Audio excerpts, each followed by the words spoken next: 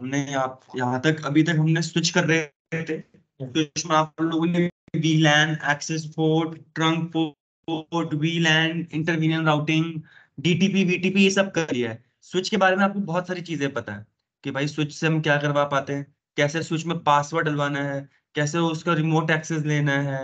ठीक है, ये सब चीजें हमने कर ली है। और भी छोटी मोटी चीजें वो सारी कवर होंगी। ठीक है, जो मेन मेन चीज है वो आपने टॉपिक आप कॉपी में लिख रहे हो, पढ़ते हुए आ रहे हो। ठीक है, ऐसे ही एक मेन टॉपिक है हमारे पास स्विच का, क्या? STP, spanning tree protocol. इसको पढ़ाने से पहले थोड़ा समझाऊंगा कि होता क्या है। सर, हम स्विच पढ़ रहे हैं, तो मुझे एक चीज बताओगे स्विच के बारे में, स्विच काम कैसे करता है? किसी को वर्किंग पता है स्विच की? डेटा फॉरवर्ड करवाते हैं लोकल नेटवर्क के अंदर, तो उसकी ना तीन वर्किंग है। देखो, वर्किंग क्या नहीं, उसके तीन वो मेन। सबसे पहले स्विच लर्न करता है। सही बोल रहा हूँ, गलत बोल रहा हूँ? क्या लर्न करता है ये? किसका? जो भेज, अच्छा, सोर्स का मैक एड्रेस लर्न करता है भाई। ये जो भी ये स्विच है यहाँ पर, ठीक है, बिल्कुल मत भूलिएगा। ये स्विच है, तीन पीसी कनेक्ट कर देता हूं मैं यहाँ पर, देखो, मानता हूँ 24 पोर्ट का था, बट मैंने तीन ही कर रखी पीसी कनेक्ट। ये है पीसी ए, ये बी, ये सी, आइडेंटिफाई करने के लिए। इसका मैक एड्रेस ए ले लेते हैं फॉर एन एग्जांपल के लिए, B B and C C, IP भी इवन होगी इनके यहाँ पर। जब ये इसको डेटा भेजना है पीसीबी के पास, तो जब ये डेटा वो ओएसएल में बनाता है, सोर्स आईपी बताता है, डेस्टिनेशन आईपी बताता है, source MAC address, destination MAC address. अब ये जो डेटा है वो जाता है इस वाले पोर्ट में, यहाँ से है ना, फिर भेजेगा स्विच के पास। स्विच सबसे पहले फॉरवर्ड नहीं करता, स्विच सबसे पहले क्या करता है? लर्न। तो किसका मैक एड्रेस लर्न करता है? हाँ, इनकमिंग सोर्स जो भेज रहा है उसका मैक एड्रेस लर्न करता है। इनकमिंग सोर्स का मैक एड्रेस लर्न करता है। फिर क्या करता है सर? दूसरा स्टेप बताया था मैंने, क्या करता है? फॉरवर्डिंग। ठीक है, किसको देख के फॉरवर्डिंग करता है? बिल्कुल। अब ये फॉरवर्ड करता है जो इसमें सोर्स का तो देख लिया मैक एड्रेस, ऐसे ही डेस्टिनेशन का मैक एड्रेस के बेसिस पे ये फॉरवर्ड करता है। और वो डेस्टिनेशन का मैक एड्रेस देखता है कहां पर? मैक एड्रेस टेबल पे, यानी कैम टेबल में। मैक टेबल, कैम टेबल एक ही है। ठीक है, क्लियर? तो ये डेस्टिनेशन का यहाँ पर मैक एड्रेस देख के आगे फॉरवर्ड करता है। सर मैंने एक और पॉइंट होता है, तीन चीजें होती है, और तीसरा होता है लूप अवॉइडेंस। क्या होता है? तीन, हाँ।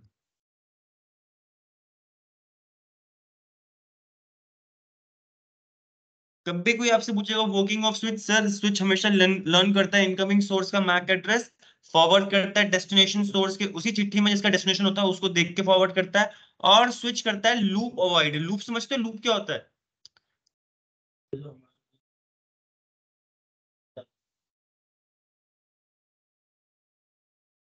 लूप बताओ, मैं अभी लूप आपके हिसाब से क्या होता है? ऑनलाइन क्लास वाले में से कोई लूप का मतलब जानता है तो मुझे लूप का मतलब बताओ। फिर आपस में गोल गोल राउंड करते रहते हैं। हाँ, मतलब ये देखो, बिल्कुल बिल्कुल परफेक्ट नहीं बोलूंगा, बट समझ सकता हूँ कि आपको लूप का मतलब पता है। लूप का मतलब यार देखो, अरे सुना है कभी जब हम जंगल में खो जाते हैं तो वैसे लोग बोलते हैं ना कि यार बहुत बड़ा जंगल था, सुना? एग्जाम्पल जंगल था, आप घुमा फिरा के एक ही जगह में आ रहे हो, आप बोल रहे हो मैं जंगल के पार नहीं, आपको यहाँ से जाना था, यहाँ पर जाना आपको यहाँ से यहाँ था, बट आप देख रहे हो घुमा फिरा के चलते चलते आप वापस उसी जगह में आ गए जहां से आपने शुरू किया था। घुमा फिरा के वापस निकले उसी जगह पे आ गए। तो ये क्या आप पहुंच पाओगे? आपको जाना है यहाँ से यहाँ था, आप रास्ते में हो बट आप भटक गए, तो आप फंस जाओगे। आपने देखा यार मैं जहां जा रहा हूँ वापस घुमा, आधे घंटे बाद मैं पार नहीं जा रहा, पार जंगल के पार नहीं जा पा रहा, मैं उसी जगह पे आ गया जहां से मैंने शुरू किया था। समझ लो, लूप है। लूप यानी जहां से शुरू किया वहीं पर आके घूम के पहुंच रहे हो, तो इसे बोलते हैं लूप। तो अगर हमारा डेटा कभी लूप में फंस जाता है तो अपने आप बाहर जा नहीं पाएगा, क्योंकि नेटवर्क का काम क्या है? डेटा एक पॉइंट से दूसरे पॉइंट पे पहुंचाना। बट रास्ते में अगर लूप होंगे, मतलब कि लूप में हमारा अगर डेटा फंस गया, तो वो डेस्टिनेशन के पास नहीं पहुंचता है, वो नेटवर्क में ही रहता है। वो डेस्टिनेशन के पास नहीं पहुंचता, वो कहाँ रहता है? नेटवर्क में ही रहता है। तो गुड मॉर्निंग अभिषेक। तो देखो यहाँ पर क्या हुआ, अवॉइड करने के लिए, लूप को अवॉइड करने के लिए हमारे लोकल एरिया नेटवर्क के अंदर, कहां पर? लोकल एरिया नेटवर्क के अंदर एक प्रोटोकॉल है, उसका नाम क्या है? Spanning tree protocol. अब लूप बनते कैसे हैं ये सब बताऊंगा, क्या जरूरी है, बट लूप समझ में आया। लूप होता है भाई जहां पर हम एक जगह से निकले, हम डेस्टिनेशन के पास नहीं पहुंच पा रहे, घुमा फिरा के वहीं पहुंच गए। यार हमारा नेटवर्क का काम क्या था, जब हम डेटा भेज रहे हैं वो डेस्टिनेशन के पास पहुंचे। कुछ भी हो सकता है सर, कुछ भी हो सकता है। लूप यानी वो जो आपका डेटा है ना, वो हमारे नेटवर्क में फंस गया है।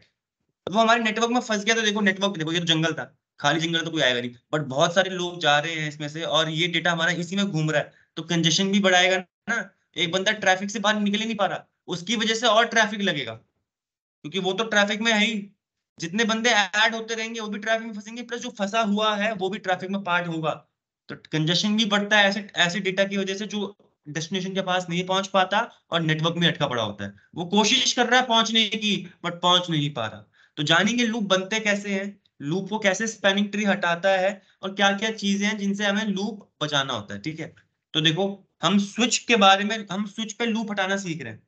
स्विच हम हटाते नहीं है, एक प्रोटोकॉल है स्पैनिंग ट्री प्रोटोकॉल। ये अपने आप हमारे नेटवर्क से लूप हटाने की काम करती है, कोशिश करती है और कर भी देती है, लूप हटा देती है, ठीक है। तो देखो, सबसे पहली बात आपको चलते हैं पीडीएफ में अपने पास। अब स्पैनिंग ट्री बनाने से पहले आपको ये टर्म जो है, नेटवर्क में हमारे पास क्या होनी चाहिए, रिडंडेंसी। रिडंडेंसी यानी, अभी बताता हूँ, redundancy in network is very important यार। किसी को इसका अर्थ पता है यहाँ पर, रिडंडेंसी का मतलब? रिडंडेंसी पढ़ना नहीं, रीड नहीं लिखा, रिडंडेंसी लिखा है। थोड़ा बोलने में हम भी तो लाते हैं, बट डजंट मैटर। सुनो, इसका मतलब होता है, अरे मुझे एक चीज जाननी है, यहाँ पर मैं रविंद्र जी से पूछता हूँ, रविंद्र जी कहाँ से आते हैं आप?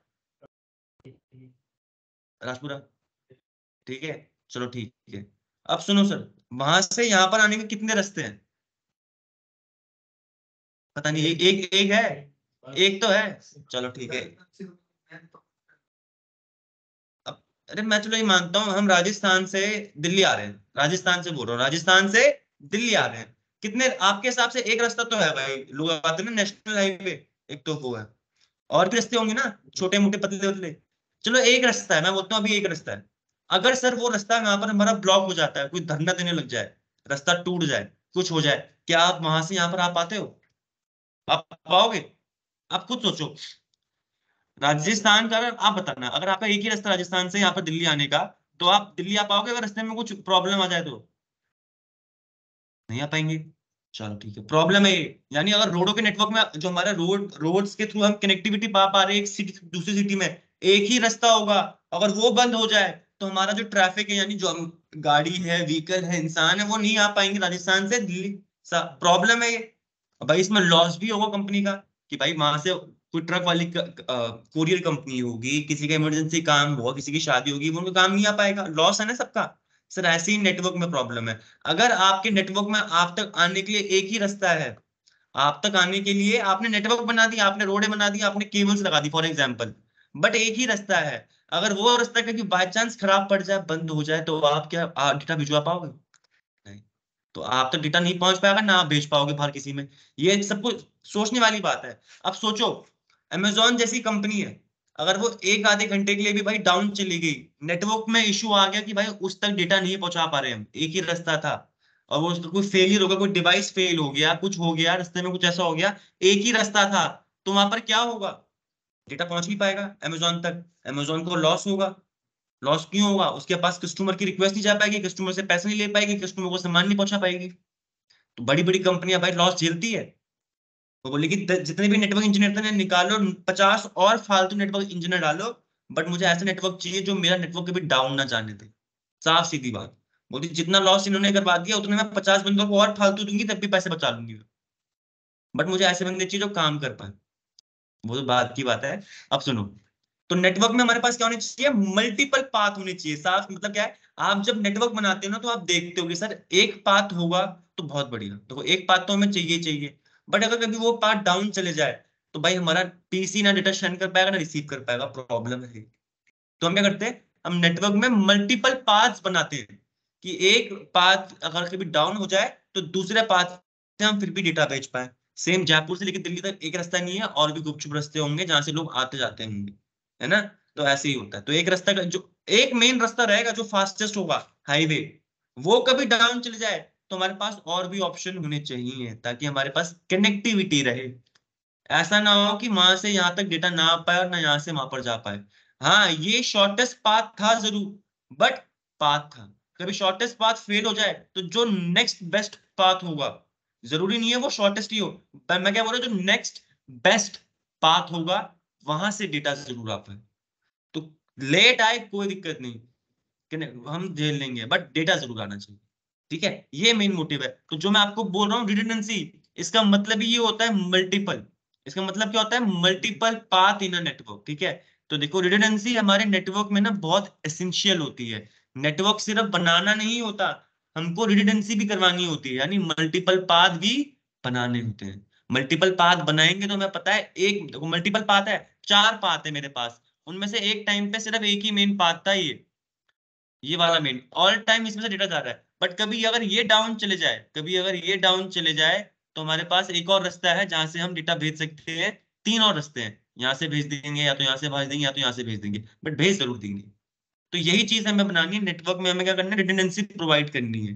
ठीक है, जो हमारे मॉडर्न नेटवर्क है सर, ये 24 घंटे 7 दिन हफ्ते में 365 दिन पूरे साल में ऑन रहने चाहिए, यानी समझ लो कॉन्टिन्यूस चल रहे हैं हमारे नेटवर्क। क्यों? क्योंकि डेटा आता जाता है। आपका फोन का नेटवर्क देख लो, कंप्यूटर इंटरनेट देख लो, कभी बंद होता है? कभी आपका राउटर खराब हो गया, कभी जहां से आप इंटरनेट उस पर खराब हो गया, तब प्रॉब्लम है, तब तो नहीं आ पाएगा। बट इन जनरल नहीं होता डाउन हमारा नेटवर्क, है ना? क्यों? क्योंकि मल्टीपल पाथ है, आपको पता भी नहीं चलता कि अगर आपका कोई मेन पाथ खराब हो जाता है तो किसी और पाथ से डेटा फिर भी आ रहा होता है, आपको पता भी नहीं चलता यूजर्स को। बट नेटवर्क इंजीनियर्स को पता है वो कितना, हर दिन में कितने ट्रबल ऐसे प्रॉब्लम्स आती है, कितनी सॉल्व करते हैं, है ना? चलो, तो देखो अगर यहाँ पर देखो, यहाँ पर एक नेटवर्क बना रखा है। यहाँ पर मैंने माना है सुमित सर थे, यहाँ पर एक कंपनी थी, यहाँ पर सुमित सर को हायर किया, उन्होंने यहाँ पर नेटवर्क बना दिया। नेटवर्क ध्यान से देखो, कितने स्विच लगा रखे हैं, कितने पीसी है, कितने राउटर है, बताओ। ठीक है, मैंने बोला ये NS3 का नेटवर्क था, सुमित सर ने आके यहाँ पर बनाया।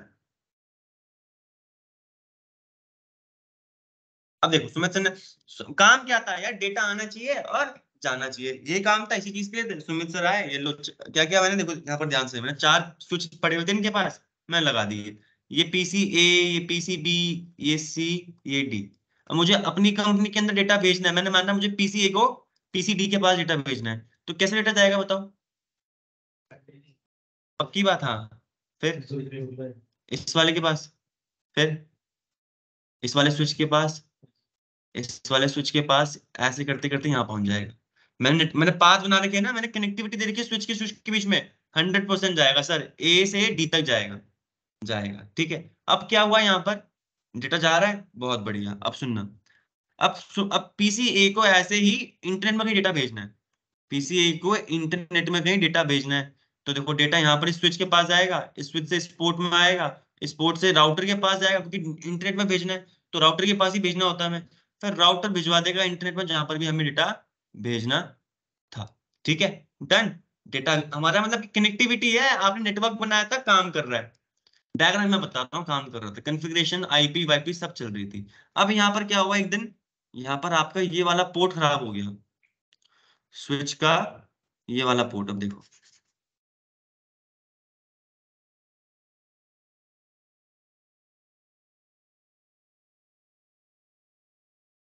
आपका ये वाला पोर्ट खराब हो गया सर स्विच का, हेलो। ये ऑफ डाउन चला गया। ठीक है, अब ये डाउन बोलिए चला गया। बोलिए, फिर से लगा के चेक करें। बोलिए, फिर से लगा के चेक करें। फिर से फोन लगा के चेक करने के लिए बोलिए। गुफरान जी आपकी आवाज आ रही है? एक बार फिर से लगाइए, एक बार फिर से लगाइए, रिचार्ज कर दिए।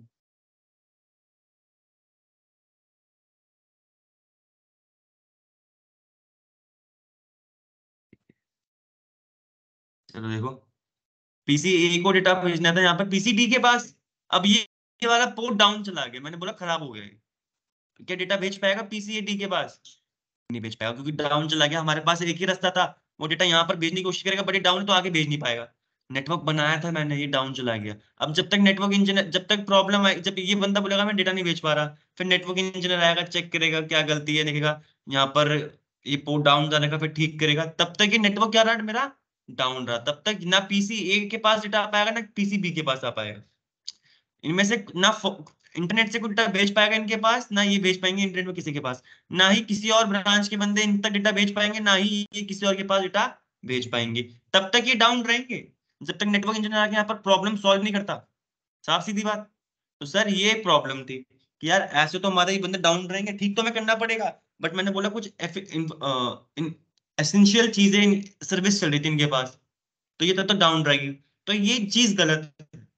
अगर हम यहाँ पर ऐसा नेटवर्क बनाते सुमित सर कि यहाँ पर अगर एक पोर्ट डाउन भी चले जाता, फिर भी एक ना एक रास्ता होता है यहाँ तक डेटा पहुंचाने का, तो कुछ बात बनती। अब देखो फिर एक और डिजाइन से अब सुमित सर को निकाल दिया गया, कोई अच्छा ट्रेनर आया, उसने उसने नेटवर्क बनाया।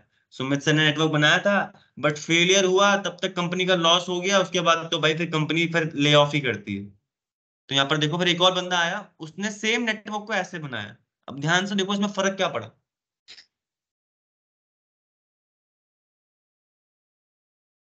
इंटर स्विच में मल्टीपल कनेक्टिविटी कर दी। अब देखो यहाँ पर क्या हुआ, वही ये scenario, PC A PC B PC C, PC A B C D, main path मैंने बोला वही ये लो, रेड से कर रहा हूँ बट ये बोला खराब हो गया, मेन पाथ यही है हमारा भेजने का। ठीक है, पीसीटी से पीसी एक को भेजना था पीसी डी के पास, तो डेटा हमारा मेन पाथ हमेशा यही रहेगा एक, जो जो बेस्ट पाथ होगा फर्स्ट टाइम पे। अब कभी ये वाला पोर्ट डाउन चले जाएगा तो यहाँ से डेटा तो जा नहीं पाएगा, बट यहाँ पर क्या था, हमारे पास एक और पाथ था, यहाँ पर देख रहे हो कि अब डेटा यहाँ पर जाएगा, इस वाले स्विच से, इस वाले समझ रहे हो, इस वाले पोर्ट से आउट होगा, फिर यहाँ जाएगा और फिर यहाँ से यहाँ चले जाएगा। ठीक है, अब ऐसे ही मैंने बोला, अब देखो अगर देखो मल्टीपल पाथ है ना, अगर भाई जब तक ये डाउन चला गया फिर नेटवर्क इंजीनियर के पास ना इन्फॉर्मेशन पहुंच जाती है ये हमारा पोर्ट डाउन जा रखा है, तब तक हमारे पास देखो नेटवर्क डाउन नहीं गया हमारा, तब तक इस पाथ से डेटा आ रहा है जा रहा है, तब तक नेटवर्क इंजीनियर आएगा, इस पोर्ट को मॉनिटर करेगा, देखेगा, रिपेयर करेगा, ठीक करेगा, अप्रोप्रिएट डिसीजन लेगा, और फिर इस पोर्ट को रेडी कर देगा, डेटा फिर भी यहाँ से जाएगा। तो समझ रहे हो, तो हमारा नेटवर्क डाउन नहीं गया, उसने यहाँ पर डेटा जा रहा है, मेन पोर्ट जरूर डाउन चला गया था, बट यहाँ पर हमारे पास नेटवर्क में मल्टीपल पाथ थे एक जगह से दूसरी जगह पहुंचने के लिए। ठीक है, इसलिए हमारा नेटवर्क डाउन नहीं गया। ऐसे ही कुछ नेटवर्क आप लोगों ने को बनाना होगा या बना हुआ होगा, आपको मेंटेन करना है। ठीक है, कभी डाउन चले जाएगा तो आपको पता है एक और पाथ है, उससे डेटा जाना चाहिए, नहीं है तो आप लोग एडवाइस करोगे सर मल्टीपल पाथ होने चाहिए, कोई बुरी बात नहीं है, बोल पैसे की दिक्कत नहीं है, अगर आपकी सर्विस इंपॉर्टेंट है वहां पर, अभी तो पाथ चल रहा है, कभी डाउन चले जाएगा तब प्रॉब्लम पड़ेगी, तो आपके पास मल्टीपल पाथ होने चाहिए, नहीं है तो मैं बनवाऊंगा, मैं बनवाऊंगा। ठीक है, डन। तो ऐसा कुछ नेटवर्क बनाना जिसमें मल्टीपल हो। देखो ऐसे ही हमारे पास यहाँ पर ऊपर देखो एक ही राउटर था यहाँ पर, अब कभी मैंने बोला ये मेन राउटर, अभी ये एसटीपी से नहीं है, मैं एग्जांपल दे रहा हूँ, कभी आपका मेन राउटर ही खराब हो जाए तो आप अपने नेटवर्क के बाद डेटा भेजवा पाओगे? नहीं। नेटवर्क के अंदर मंगवा पाओगे? नहीं। नेटवर्क के अंदर जरूर डेटा रहेगा पर नेटवर्क के बाहर नहीं भिजवा पाएंगे हम डेटा। तो हमने यहाँ पर देखो उस बंदे ने क्या किया, दो और राउटर लगा दिया अपनी कंपनी में, दो राउटर लगा दिए, एक टाइम पे सिर्फ एक ही चलेगा, मतलब कि जो बेस्ट होगा ना वो, ये किसके लिए कि अगर ये रहेगा स्टैंड बाय यानी बैकअप के लिए रहेगा, बैकअप के लिए नहीं कि ऑफ रहेगा, ऑन रहेगा ये, बट एक प्रोटोकॉल होती है जो मैं आगे पढ़ाऊंगा आपको, तब हम क्या बोलते हैं, ये वाला एक्टिव रहेगा एक तरीके से, जो मेरा मेन राउटर होगा वो एक्टिव रहेगा और ये बैकअप के लिए रहेगा। बैकअप यानी जब मेरा एक्टिव राउटर डाउन चला जाए किसी भी कारणवश, तो हमारा जो बैकअप में था ना ये एक्टिव बन जाएगा ऑटोमेटिकली। तो हमारे नेटवर्क में कभी अगर मेन राउटर डाउन चले जाए तो अंदर आने का रास्ता और बाहर जाने का रास्ता एक और है। ठीक है, देवेंद्र जी कोई डाउट?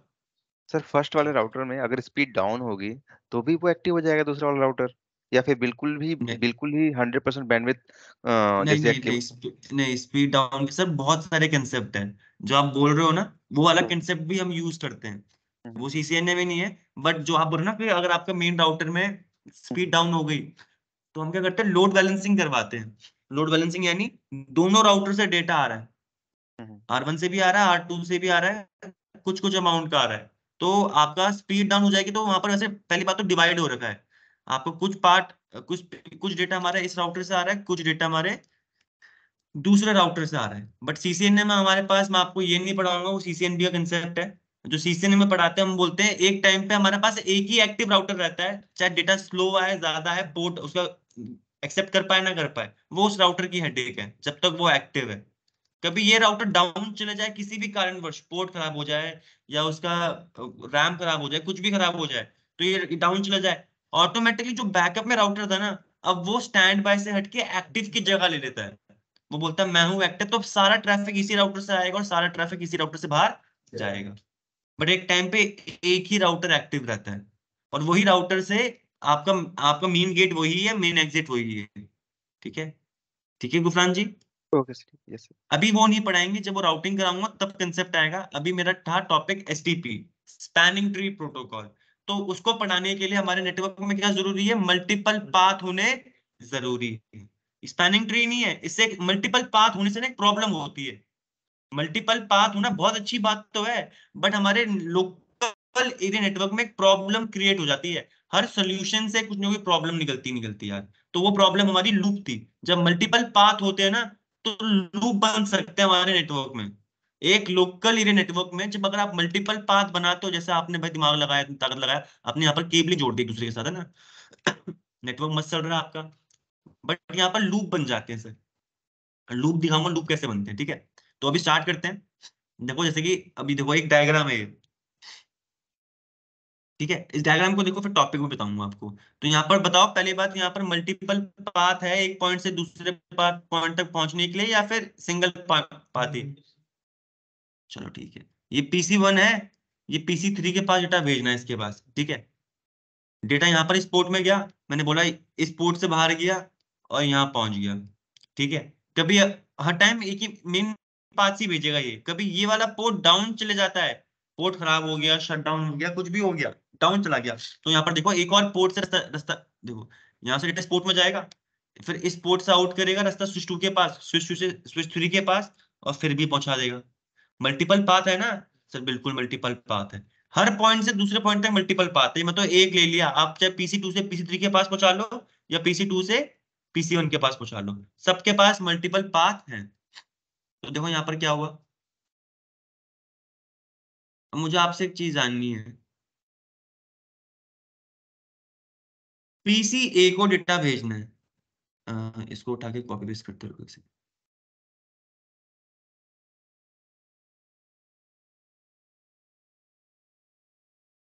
पहले तो मैं यहाँ पर कुछ पॉइंट लिखता हूँ।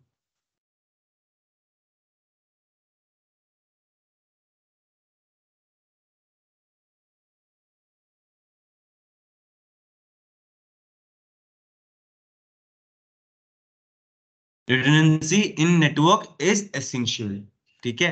और रिडंडेंसी यानी मल्टीपल पाथ्स, ठीक है।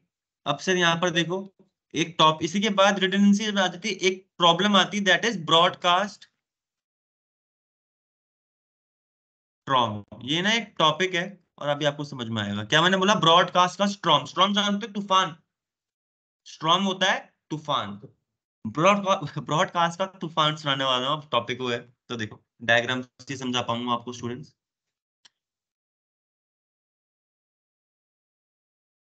तो आप देखना कैसे तूफान बनेगा। अरे मुझे एक चीज बताओ, PC1 को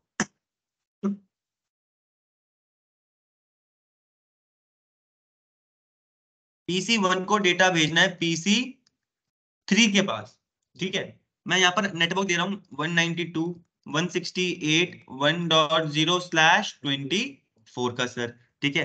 1.1 IP मैंने इसको दे रखी है, 1.2 इसको दे रखी है, 1.3 इसको दे रखी है। तो सर जब ये PC1 OSI लेयर में बना रहा होगा, सोर्स IP के लगाएगा, बताओ यहाँ पर नवीन जी।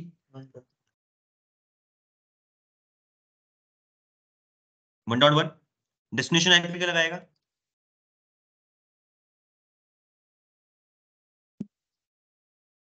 ठीक है, सोर्स मैक एड्रेस क्या लगाएगा? चलो यहाँ पर मैक एड्रेस थे नहीं, मैंने AABB और CC ले देता हूँ, ठीक है। हमने दे लिया, तो हमने ले लिया AA। डेस्टिनेशन क्या लगाएगा? सर मुझे बताओ, क्या फर्स्ट टाइम में इसको पता होगा डेस्टिनेशन में मैक एड्रेस? तो क्या होता है, तो उस समय क्या जनरेट होती है? तो देखो इससे पता नहीं था, मैंने बोला फर्स्ट टाइम भेज रहे हैं, फर्स्ट टाइम भेज रहे हैं, नहीं पता था। मल्टीपल पाथ थे, आपने नेटवर्क बनाया, NS3 को आप NS3 में जुड़े, हमें नेटवर्क बनाना था अपना। आपने यहाँ पर पीसी जोड़ दिए, पहली बार नए स्विच आ रहे थे तो आपने कनेक्टिविटी कर दी, मल्टीपल पाथ बना दिया, खुश हो गए बहुत बढ़िया से कि सर मल्टीपल पाथ बना दी, कनेक्टिविटी भी कर दी, आईपी भी दे दी।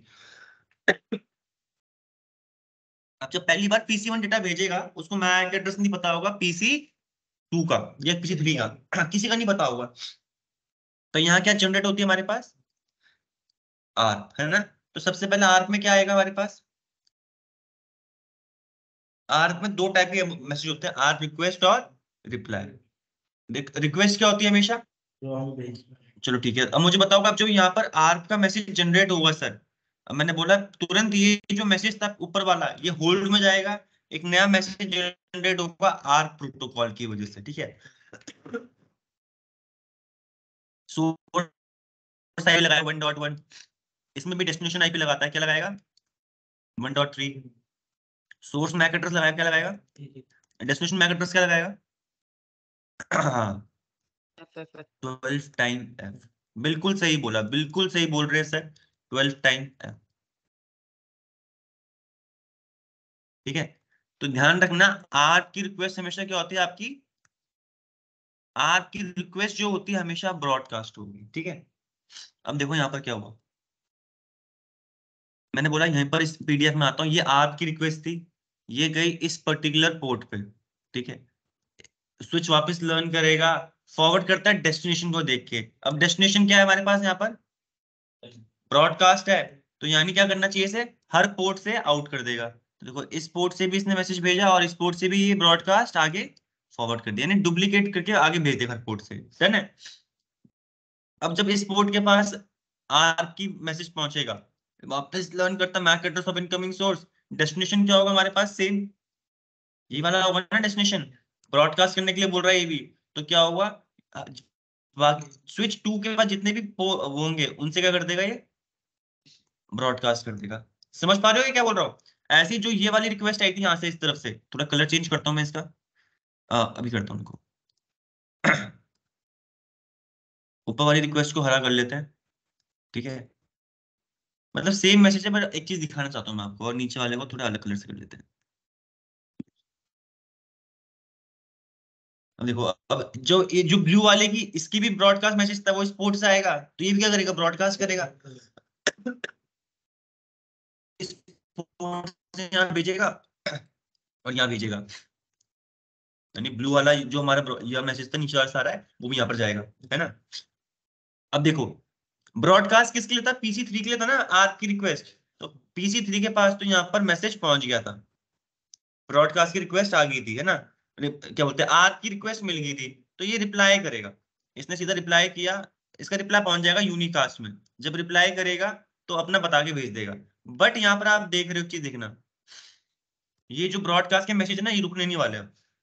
अब ये ऊपर से जो नीले वाले का तो उसने मैसेज आया था तब कर दिए। अब देखो इस क्या करेगा, वापस डेस्टिनेशन देखा इसने क्या है, तो वापस क्या करेगा, ये यहाँ से भी भेजेगा, यहाँ से भी भेजेगा। मैं हरा हरा कर देता हूँ दोस्त।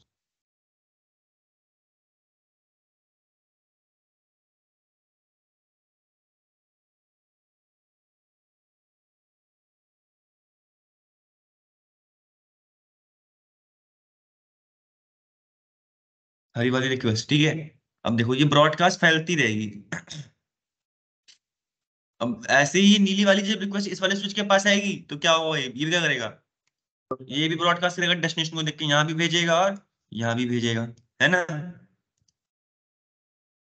समझना इस चीज को, देखो अब ये ब्रॉडकास्ट से भी मैं आपको हर एक बार बार करते रहूंगा, तो ये ना ब्रॉडकास्ट फैलता रहेगा पूरे नेटवर्क में। ये देखो इसके पास आर रिक्वेस्ट पहुंच गई, बट यहाँ पर देख रहे हो जो ब्रॉडकास्ट की रिक्वेस्ट थी ये आगे फैलती जा रही है, फैलती जा रही है, क्यों, क्योंकि यहाँ पर एक लूप बना हुआ है।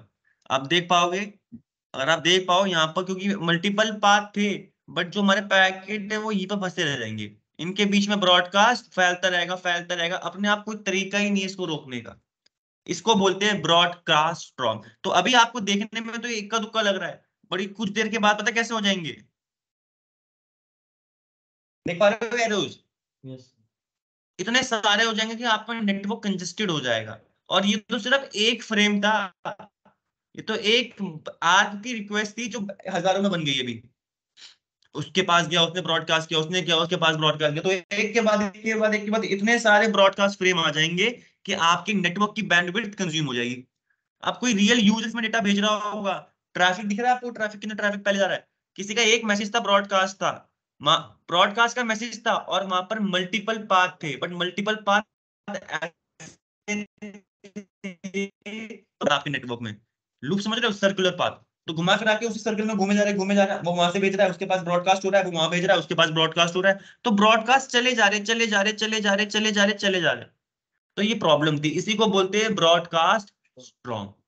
कि जब आपका एक मैसेज, आपकी नेटवर्क में रिडंडेंसी है और वहां पर लूप बन सकते हैं, तो वहां पर क्या क्रिएट होता है, ब्रॉडकास्ट स्ट्रॉन्ग। जब आपके नेटवर्क में रिडंडेंसी है, मल्टीपल पाथ है, और वहां पर लूप क्रिएट हो सकता है, लूप बन रहा है, कि सर्कुलर पाथ है, कि एक स्विच से दूसरे स्विच में लिंक है, स्विच थ्री से स्विच टू में, स्विच टू से स्विच वन में लिंक है, एक सर्कुलर लिंक है, तो आपके ब्रॉडकास्ट फ्रेम यहाँ पर फंस सकते हैं, और फंसते भी हैं, जैसे मैं दिखा रहा हूँ 100% फंसते हैं। तो वहां क्रिएट होती थी प्रॉब्लम, क्या, ब्रॉडकास्ट स्ट्रॉन्ग, ये क्रिएट होती थी यहाँ पर। मैंने यहाँ पर आपको इक्का दुक्का करके दिखाया, बट थोड़ी देर में जब आप चलते रहोगे तो यहाँ पर इसके मैसेज, ये मैसेज, ये मैसेज बढ़ते रहेंगे, बढ़ते रहेंगे, बढ़ते रहेंगे, बढ़ते रहेंगे, बढ़ते रहेंगे। तो इनको रोकने का कोई और उपाय नहीं है। इनको रोकने का एक उपाय देखो, हमारे पास, आपने टीटीएल वैल्यू पढ़ी थी, टीटीएल वैल्यू।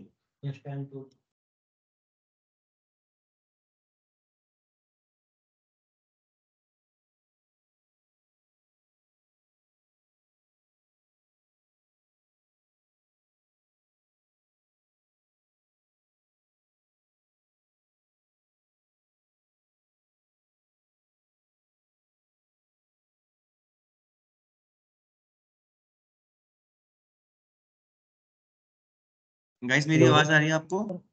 हाँ हाँ, हाँ सर, आ रही आवाज है। आ रही है, ठीक है। तो अब देखो गाइस, यहाँ पर क्या हुआ, हमारे पास एक हमारे पास एक वो थी, टीटीएल फील्ड होती है नेटवर्क लेयर की, टाइम टू लिव। मैंने बताया था टीटीएल फील्ड हमारी हर सिस्टम के हिसाब से होती है, 128, 256, 64, ये होती है, ऑपरेटिंग सिस्टम के ऊपर डिपेंड करती है, ठीक है। अब ये क्या होती है, जब एक राउटर से दूसरे राउटर के बीच में जब आप डेटा भेजते हो, तो जब एक राउटर से दूसरे राउटर के बीच में भेजते हो, राउटर बोल रहा हूं मैं, तो TTL field by one decrease होती है। वो तब अगर वो डेस्टिनेशन के पास नहीं पहुंची, और टीटीएल फील्ड हमारी जो भी आपने लगाई थी अपनी मुठ में, जीरो हो गई, तो वो डेटा हमारे नेटवर्क से क्या हो जाता है, ड्रॉप हो जाता है। तो वो एक तरीका था ऐसे ट्रैफिक को रोक, ऐसे डेटा को नेटवर्क से हटाने का, जो डेस्टिनेशन के पास नहीं पहुंच पाए टीटीएल फील्ड के अंदर। तो वो देखो एक तरीके से लूप अवॉइडेंस वो भी था। बट हमारे पास लेयर टू पे, डेटा लिंक लेयर में कोई ऐसी फील्ड नहीं थी। तो वहां पर हमारे पास कंसेप्ट होता है स्पैनिंग ट्री का। बताऊंगा क्या करता है, समझो इस चीज को। तो हमारे पास हमने कुछ बनाना पड़ा तकनीक की, यार हम टीटीएल फील्ड क्या उठा के यहाँ पर डाल दे, नहीं। टीटीएल फील्ड का काम था नेटवर्क लेयर में जो डेटा पहुंच नहीं पाता है डेस्टिनेशन तक, और लूप में फंस जाए किसी भी कारणवश, वहां पर हटाने के लिए टीटीएल फील्ड थी। लेयर थ्री पे टीटीएल फील्ड हमारा लूप हटाने का काम करती है, लूप हटाती ही नहीं है, ऐसा पैकेट जो लूप में फंस जाता है उसको कंजेशन के टाइम पे ड्रॉप करवा देती है। बट देखो, अब यहाँ पर जो हमारा सिनेरियो हो रहा है, हमारे पास लेयर टू पे कोई ऐसी फील्ड नहीं है जो स्विच समझ के रिमूव कर दे, कि भाई ये पहुंच नहीं पा रही है फ्रेम से, अपने आप एक पॉइंट के बाद अपना हट जाए, ऐसी कोई फील्ड नहीं है। तो हमारे पास, बट यहाँ पर हमारे पास एक टेक्निक है स्पैनिंग ट्री, वो हमारी हेल्प करता है लूप हटाने के लिए। उससे पहले एक और चीज आपको जाननी जरूरी है, जो आपका ब्रॉडकास्ट स्ट्रॉन्ग, समझ में आया क्या होता है? ब्रॉडकास्ट स्ट्रॉन्ग के साथ ना एक और चीज होती है, उसका क्या होती है, मैक एड्रेस फ्लैपिंग। क्या होती है? अब ये मैक एड्रेस फ्लैपिंग क्या होती है? मैक एड्रेस तो आप समझ पा रहे हो, अब देखो एग्जांपल समझना, डायग्राम में देखिए समझाऊंगा। अब देखो स्विच वन स्विच टू ये है ना यहाँ पर, तो ये डायग्राम बनाते हैं यहाँ पर।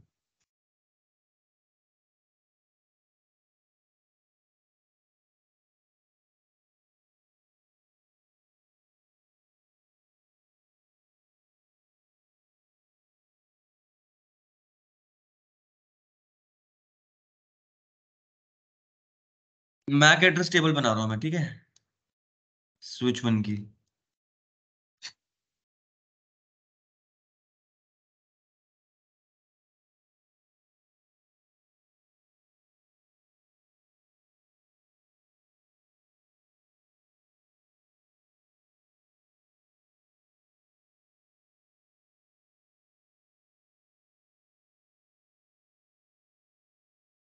अब देखो जब इसने पहली बार यहाँ पर क्या किया था सुनना। अब इसने पहली बार जब आर की रिक्वेस्ट भेजी थी अभी, हमारे आर मैक इसको डेटा भेजना था PC3 के पास, बट अभी पहुंचे, अभी इसे मैक एड्रेस पता ही नहीं था। तो उसने जब आर की रिक्वेस्ट भेजी, स्विच क्या करता है, learn the MAC address of incoming source, है ना। तो यहाँ पर मैंने बोला इसने ए की एंट्री डाल ली, सारी एंट्री खाली थी अभी। कौन से पोर्ट से कनेक्टेड है, रफ ले रहा हूं मैं, FA0/1 पोर्ट नंबर था ये। तो यहाँ पर इसने डाली कि ए पोर्ट नंबर FA0/1 से कनेक्टेड है। इसने आगे देखा डेस्टिनेशन क्या था, ब्रॉडकास्ट। तो ब्रॉडकास्ट तो सबको करना है, इसने यहाँ से आउट किया और इसने यहाँ से आउट किया। ठीक है, अब स्विच 2 के पास जाएगा। स्विच 2 क्या करेगा, यहाँ पर मैक एड्रेस लर्न करेगा। मैंने बोला यहाँ पर स्विच 2 का यहाँ पर पोर्ट है, 2 मिनट पहले पोर्ट नंबर लिख देता हूँ मैं, FA0/2 FA0/3, पर ऐसी मैं ऐसी randomly FA0/4 FA0/5 FA0/6 FA0/7 FA0/8 FA0/9, कुछ भी रैंडम पोर्ट लिख दिए, जरूरी नहीं है कि ऐसे ही सीक्वेंस वाइज होंगे। मैंने पोर्ट नंबर लिख दिए ताकि अलग अलग पोर्ट नंबर आए हमारे सामने। ठीक है, अब देखो स्विच 2 के पास जाएगा तो लर्न करेगा इनकमिंग मैक एड्रेस, जो चिट्ठी आगे से ब्रॉडकास्ट किया ही है। अब देखेगा ये इसके कौन से पोर्ट से एंट्री हो रही डेटा है, 04 से। तो इसने यहाँ पर इसकी एंट्री यहाँ पर कि भाई ए मेरे इस वाले पोर्ट से कनेक्टेड है। ठीक है, फिर यहाँ से इसने ब्रॉडकास्ट वापस इस तरफ किया होगा। ठीक है, अब अब यहाँ पर देखना, स्विच 3 के पास जो यहाँ से एंट्री आई थी इस तरफ से, इसने भी लर्न की होगी मैक एड्रेस की, भाई ए मेरे कौन से पोर्ट से कनेक्टेड है, FA0/9 से। यहाँ से इसकी भी आएगी ना। अब देखना स्विच 3 के पास यहाँ से जो रिक्वेस्ट आ रही है, अब ये इसने भी ब्रॉडकास्ट किया होगा, यहाँ भेजा होगा, यहाँ भेजा। अब इसके पास क्या हुआ, ए कौन से पोर्ट से कनेक्टेड है अब इसके, FA0/8 से। ऐसे ही सुनना, फिर जब इसके पास आएगी ये भी ब्रॉडकास्ट करेगा वापस। अब वापस क्या होगा, स्विच के पास जाएगी, स्विच 1 के पास, स्विच 1 के पास क्या आएगी भाई साहब, ए तो भाई इससे कनेक्टेड है FA0/3 से। ठीक है, कुछ देर के बाद सुनना, अब कुछ देर के बाद जब इस स्विच की ब्रॉडकास्ट यहाँ पर आई थी तो यहाँ पर ये भी करेगा, फिर यहाँ से यहाँ पर भी जाएगा, है ना। तो क्या होगा, अब एक पॉइंट के बाद क्या हुआ, स्विच 1 पे ही ए FA0/2 से भी आएगा, और हर एक स्विच में आएगा, स्विच 1 की बात नहीं है, हर एक स्विच पे मल्टीपल पोर्ट से हमारे ये इनको लर्न होंगे कि भाई अब स्विच 2 पे भाई FA0/6 से भी आ रहा है और FA0/5 से भी आ रहा है। अलग अलग एंट्री नहीं बनेगी, एक मैं आपको अलग अलग एंट्री दिखा रहा हूँ। एक ही ए अब यहाँ पर FA0/1 से आ रहा है तो कभी 3 आएगा, कभी 2 आएगा, कभी 3 आएगा, कभी 2 आएगा, कभी 1 आएगा, कभी 3 आएगा, कभी 2 आएगा। इसे बोलते हैं मैक एड्रेस फ्लैपिंग। अबे अब मेरे ए जो हमारा मैक एड्रेस है ये, वो अलग अलग से लर्न हो रहा है। कभी हो सकता है कि ए इतने सारे पोर्ट से कनेक्टेड होगा, नहीं। प्रॉब्लम है ना, अगर इतने सारे पोर्ट से कनेक्टेड होगा, चलो कनेक्टेड था, अब यहाँ पर क्या हो रहा है, यहाँ पर कोई फिक्स नहीं है यार, यहाँ पर इतनी जल्दी चेंज हो रहा है ये। कभी क्योंकि देखो ये तो मैसेज है, कभी स्पोर्ट्स से आया तो तुरंत ये यहाँ से 1 पे दिखा रहा है, तुरंत 2 से आया, अगर कभी 2 मतलब कि अब वही मैसेज 2 से आ रहा है ए का तो ये 2 दिखा रहा है, अब वही मैसेज इसका 3 से आ रहा है तो ये 3 दिखा रहा है। उसमें तो स्लोअर रिमूव करना पड़ रहा है, बट ये डिवाइस ये फटाफट कर रहे होंगे। ए 1 से भी है, 2 से भी है, 3 से भी है। अब 1 से भी है, अब हटके 2 से हो गया, अब 3 से हो गया, अब 1 से है, 2 से है, 3 से है। ये क्या हो रहा है, अगर ऐसे में किसी को ए को डेटा भेजना पड़ेगा, उसे पता चल पाएगा कि ए है कहाँ। वो बोल रहा है ए उस रूम में बैठा है, अरे नहीं नहीं उस रूम में बैठा है, अरे उस रूम में बैठा है, अरे उस रूम में बैठा है, समझ रहे हो ना क्या बोल रहा हूँ, कंफर्म नहीं मिलेगा। इसी को बोलते हैं मैक एड्रेस फ्लैपिंग, कि एक particular MAC address multiple port से लर्न हो रहा है और इतनी जल्दी तेज हो रहा है, मतलब कि कभी FA0/1 से तुरंत, फिर FA0/2 से तुरंत, FA0/3 से भी लर्न हो रहा है। तो ये है condition MAC address flapping. Broadcast storm के साथ एक और चीज अराइज होती है, मैक एड्रेस फ्लैपिंग। समझ पाए होगे इसको देख के, तो इससे ये भी प्रॉब्लम है। तो जब भी आपकी नेटवर्क में रिडंडेंसी होती है, लूप बनते हैं, तो ब्रॉडकास्ट ड्रॉप भी पैदा हो सकते हैं और मैक एड्रेस फ्लैपिंग ऐसी चीजें भी अराइज होती है। अब ये तो मैंने प्रॉब्लम बताई थी, इसका सोल्यूशन मैं आपको बता चुका हूँ, टॉपिक का नाम। तो अब समझ में आएगा कि सोल्यूशन क्या आएगा, नाम बताया, काम भी बताऊंगा कैसे इसको रोकता है वो। ठीक है, तो देखो मैंने यहाँ पर जो आपको बोला है वो एग्जैक्टली यहाँ पर सब चीजें लिखी हुई है कि कंजेशन के टाइम में क्या होता है, क्या हमारा स्विच लर्न करता है, मैक एड्रेस फ्लैपिंग क्या होती है, हर चीज एज इट इज लिखी हुई है, जो आपको पढ़ के समझनी है, मैं समझा रहा हूँ। आपको इसमें से पढ़ना है, कोई डाउट आता है आप मेरे से तुरंत व्हाट्सएप पे पूछ सकते हैं, हेल्प कर देंगे। ठीक है।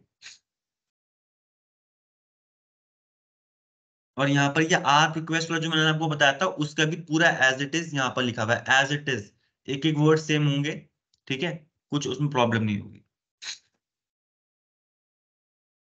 अब स्टार्ट होता है स्पैनिंग ट्री का टॉपिक। सर बहुत इंपॉर्टेंट है, एग्जाम में पूछते हैं, इंटरव्यू में पूछते हैं सीधा स्पैनिंग ट्री। ठीक है। स्पैनिंग ट्री, पहली बात ये सिस्को का प्रोप्राइटरी नहीं है, ये IEEE का स्टैंडर्ड है। IEEE यानी हर डिवाइस पे चलता है, चाहे सिस्को हो, चाहे जूनिपर हो, चाहे पालो ऑल्टो हो, चाहे कोई भी किसी भी कंपनी का स्विच हो, डीपी लिंक, टी लिंक का किसी का भी हो, सब स्विच में चलता है। ठीक है। IEEE ने बनाया, तो इसका स्टैंडर्ड नंबर कभी नहीं भूलने का। जो हमारा सबसे पहले स्पैनिंग ट्री आया था उसका नाम था क्लासिक स्पैनिंग ट्री। ठीक है, CSTP। ये IEEE ने इसको पहचानने के लिए स्टैंडर्ड नंबर दिया, क्या था, 802.1D। नहीं भूलना इसको, जब तक CCNA पढ़ रहे हो तो याद करना स्पैनिंग, जितने भी इनके IEEE के नाम है ना, जैसे 802.3 बोल दूंगा, तो IEEE ने इसको किसको स्टैंडर्ड बनाया था, याद है किसी को? अभिषेक जी, 802.3 किसका स्टैंडर्ड था? वायर्ड कनेक्शन के लिए। ठीक है, इंटरफेस केबल मैंने बताया था ना कि स्टैंडर्ड बनाया था हमारा IEEE ने। ऐसे ही देखो 802.1D हमारा किसका स्टैंडर्ड है, स्पैनिंग ट्री का। तो ये चीजें आपको नहीं भूलनी। ठीक है। अब ऐसे देखो, switches from all vendor run STP by default. Sir her switch जो आपकी कोई भी कंपनी बना रही है आप लेके आओगे, STP पहले से ही चल रहा होता है। STP पहले से ही चल रहा होता है, आपको इनेबल करने की जरूरत नहीं पड़ती। आप डिसेबल कर सकते हो फिर रीनेबल कर सकते हो, बट वो पहले से ही चल रहा होता है। ठीक है। हमारे STP के कारण यानी स्पैनिंग ट्री प्रोटोकॉल की मदद से आप लेयर टू लूप, कौन से लेयर के लूप, लेयर टू लूप्स हटा सकते हो। कैसे? कुछ पोर्ट्स को ब्लॉक करके और कुछ पोर्ट को फॉरवर्डिंग स्टेट में, मतलब वो ब्लॉक STP कर रहा है, आपका जो पोर्ट है ना वो ब्लॉक STP ने ब्लॉक किया होगा किसी कारण ताकि लूप ना बने। अब देखो, जैसे कि मुझे अगर लूप हटाने थे यहाँ पर,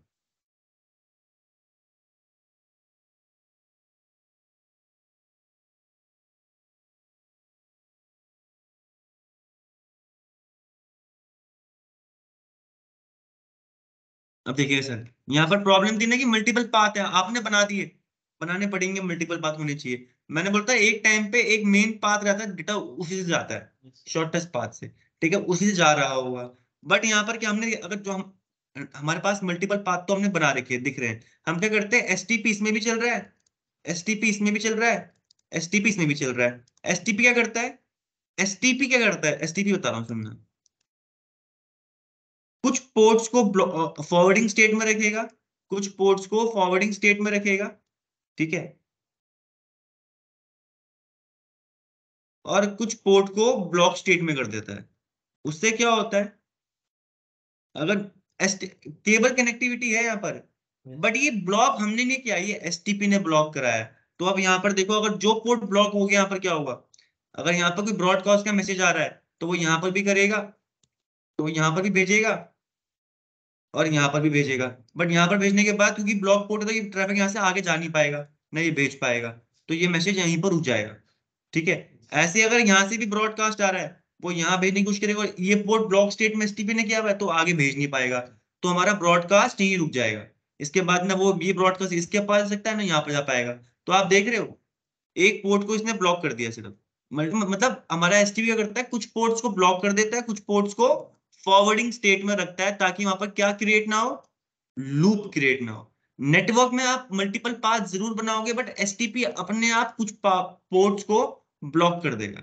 STP ने ब्लॉक किया, अब क्या हुआ, कभी मैंने बोला अब इसका ना ये वाला, अब देखना, अब सुनना, नॉर्मल कंडीशन में मल्टीपल पाथ पे काम कर रहा है, अब STP क्या करेगा, ब्लॉक कर दिया पोर्ट को। ठीक है। अब एक पॉइंट के बाद ना एक फेलियर हो गया, फेलियर क्या हो गया, जो पहले ये वाला पोर्ट था, मैं मानता हूँ ये वाला पोर्ट ग्रीन था, ये ऑफ हो गया। अब ये क्या हो गया, ग्रीन से बंद हो गया, किसी भी पोर्ट खराब हो गया वाला। ठीक है, तो ये ऑफ चला गया। STP वापस यहाँ पर कुछ बातचीत करके यहाँ पर आइडेंटिफाई करेगा, क्योंकि देखो अगर ये वाला पोर्ट भी ब्लॉक चला गया तो यहाँ पर डेटा ट्रांसफर नहीं कर पाएगा, तो STP क्या करेगा, अब ये वाला पोर्ट जो ऑफ था ना यहाँ पर, इसको ऑन कर देगा ताकि नेटवर्क में मल्टीपल पाथ रहे। अब देखो अगर ये वाला पोर्ट हमारा ऑफ चले जाता तो इसके मैसेज यहाँ नहीं जा पाते, और ये एसटीपी ने इसको भी ब्लॉक रखा होता तो इसके पास तो कोई मैसेज पहुंच नहीं पाते। तो अब कुछ देर के बाद जब उसे समझ में आया कि अब एसटीपी ने इलेक्शन करवाता है, इलेक्शन यानी इलेक्शन बताऊंगा क्या होता है। एसटीपी बोलता है अच्छा वो वाला पोर्ट डाउन चला गया, एसटीपी ने ब्लॉक नहीं किया था उसको, वो पोर्ट खराब हो गया, ये वाला पोर्ट जो स्विच 2 का जहां पर मैंने रेड किया है, तो जो पहले रेड था स्विच 3 का, इस पोर्ट को वो अप कर देगा, अपने आप इसे क्या कर देगा, फॉरवर्डिंग स्टेट पे ले आएगा यहाँ पर, ताकि हमारे नेटवर्क में क्या होता है, नेटवर्क कभी डाउन ना जाए। अगर किसी कारणवश हमारा कोई पोर्ट खराब हो जाता है तो दूसरे पाथ से डेटा हमारे पास फिर भी अभी आता रहे। देखो उसने अपने आप ही ऑटोमेटिकली अप कर दिया होगा उसको, ऑटोमेटिकली आपको करने की जरूरत नहीं पड़ती। आप समझ रहे हो, ऑफ नहीं करवाते, स्पैनिंग ट्री को ऑफ नहीं करते हैं। वो ऑफ आपने देखो आप नहीं करोगे, आप क्यों करोगे उसे ऑफ, आप खुद भी कर सकते हो ट्राई करने के लिए। और या तो कभी आपका पोर्ट खराब हो जाए, कभी पोर्ट से उस वाले पोर्ट से डेटा ना आ पाए, समझ लो, तब ये ऑफ गया, ऑफ यानी ये खराब हो गया पोर्ट मानता हूँ, तो रेड दिखा रहा हूँ कि यहाँ से ना डेटा आ सकता है ना यहाँ से जा सकता है। एसटीपी क्या करेगा, अब जो पहले उसको ऑफ था उसको ऑन कर देगा, यानी फॉरवर्डिंग स्टेट में ले आएगा, और इस वाले को बोल देगा भाई तू तो ऑफ ही है। अब जब ये ठीक हो जाएगा तब वापस इसको ऑफ कर देगा और इसको ग्रीन में कर देगा। स्पैनिंग ट्री कर रहा है वो, ताकि लूप यहाँ पर ना बने, मल्टीपल पाथ रहे, कि एक पाथ आपका मेन पाथ की भी डाउन चले जाए, बट जो स्पैनिंग ट्री ने ब्लॉक किया है वो उसको अपने आप ऑटोमेटिकली अप कर सकता है, क्योंकि वो पोर्ट खराब नहीं है, वो स्पैनिंग ट्री ने ब्लॉक किया था ताकि लूप ना बने वहां पर।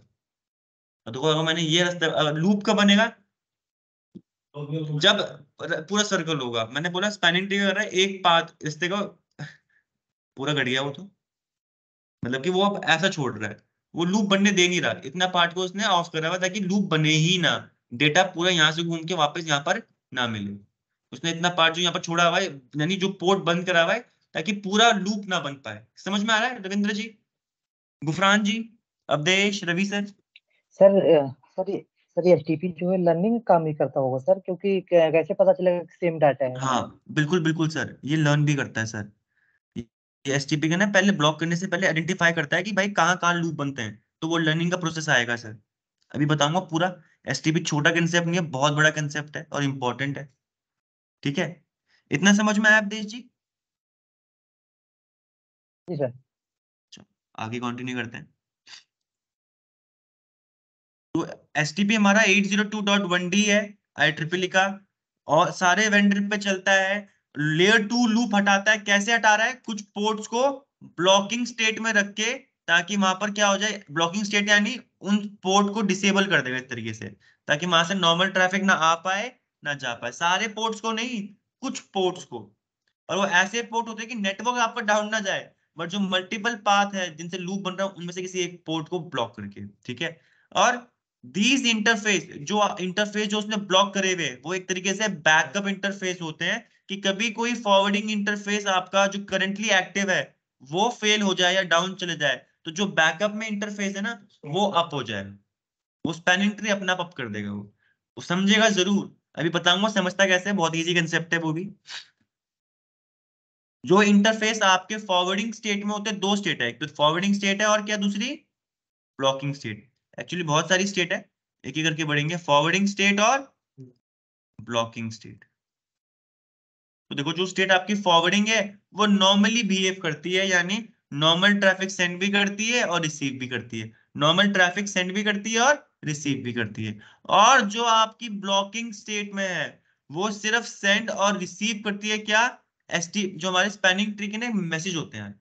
अब ये स्पैनिंग ट्री प्रोटोकॉल है, सुनना एक बारी। जितने भी आपके स्विचेस होते हैं, मैंने बोला ये सारे स्विचेस थे, इन सब में एसटीपी चल रहा है, तो ये आइडेंटिफाई कैसे करेंगी भाई कौन सा पोर्ट ब्लॉक जाएगा, रैंडमली कर रही है फिर कुछ सोच समझ के कर रही है? सर रैंडमली नहीं करती, ये जो जिन भी स्विचेस में हमारे एसटीपी चल रहा होता है, ये ना एक दूसरे को मैसेज भेजते हैं, क्या भेजते हैं, मैसेज, ताकि पता चल पाए। देखो हम बातचीत करते हैं ना कि सर आज क्लास होगी या नहीं होगी, आज क्या पढ़ाओगे, हमें पता चलता है। ऐसे ही हमारे जिन स्विचेस में हमारी एसटीपी इनेबल होता है वो एक दूसरे को मैसेजेस भेज रहे होते हैं, तो वो जो मैसेज वो भेजते हैं ना उनका नाम है पीपीडीयू। क्या नाम है, पीपीडीयू। इन्हीं मैसेज को देख के हमें पता चलता है कि कौन सा पोर्ट हमें अप करना है, कौन सा पोर्ट हमें डाउन करवाना है। पहली बात क्लियर। अभी पूरे संक्षेप में नहीं बता रहा, बट एक नाम दे रहा हूँ कि जो एसटीपी के थ्रू जो आप मैसेज भेजते हो, यानी एसटीपी के जो मैसेजेस हैं, उसका नाम क्या है? बीपीडीयू।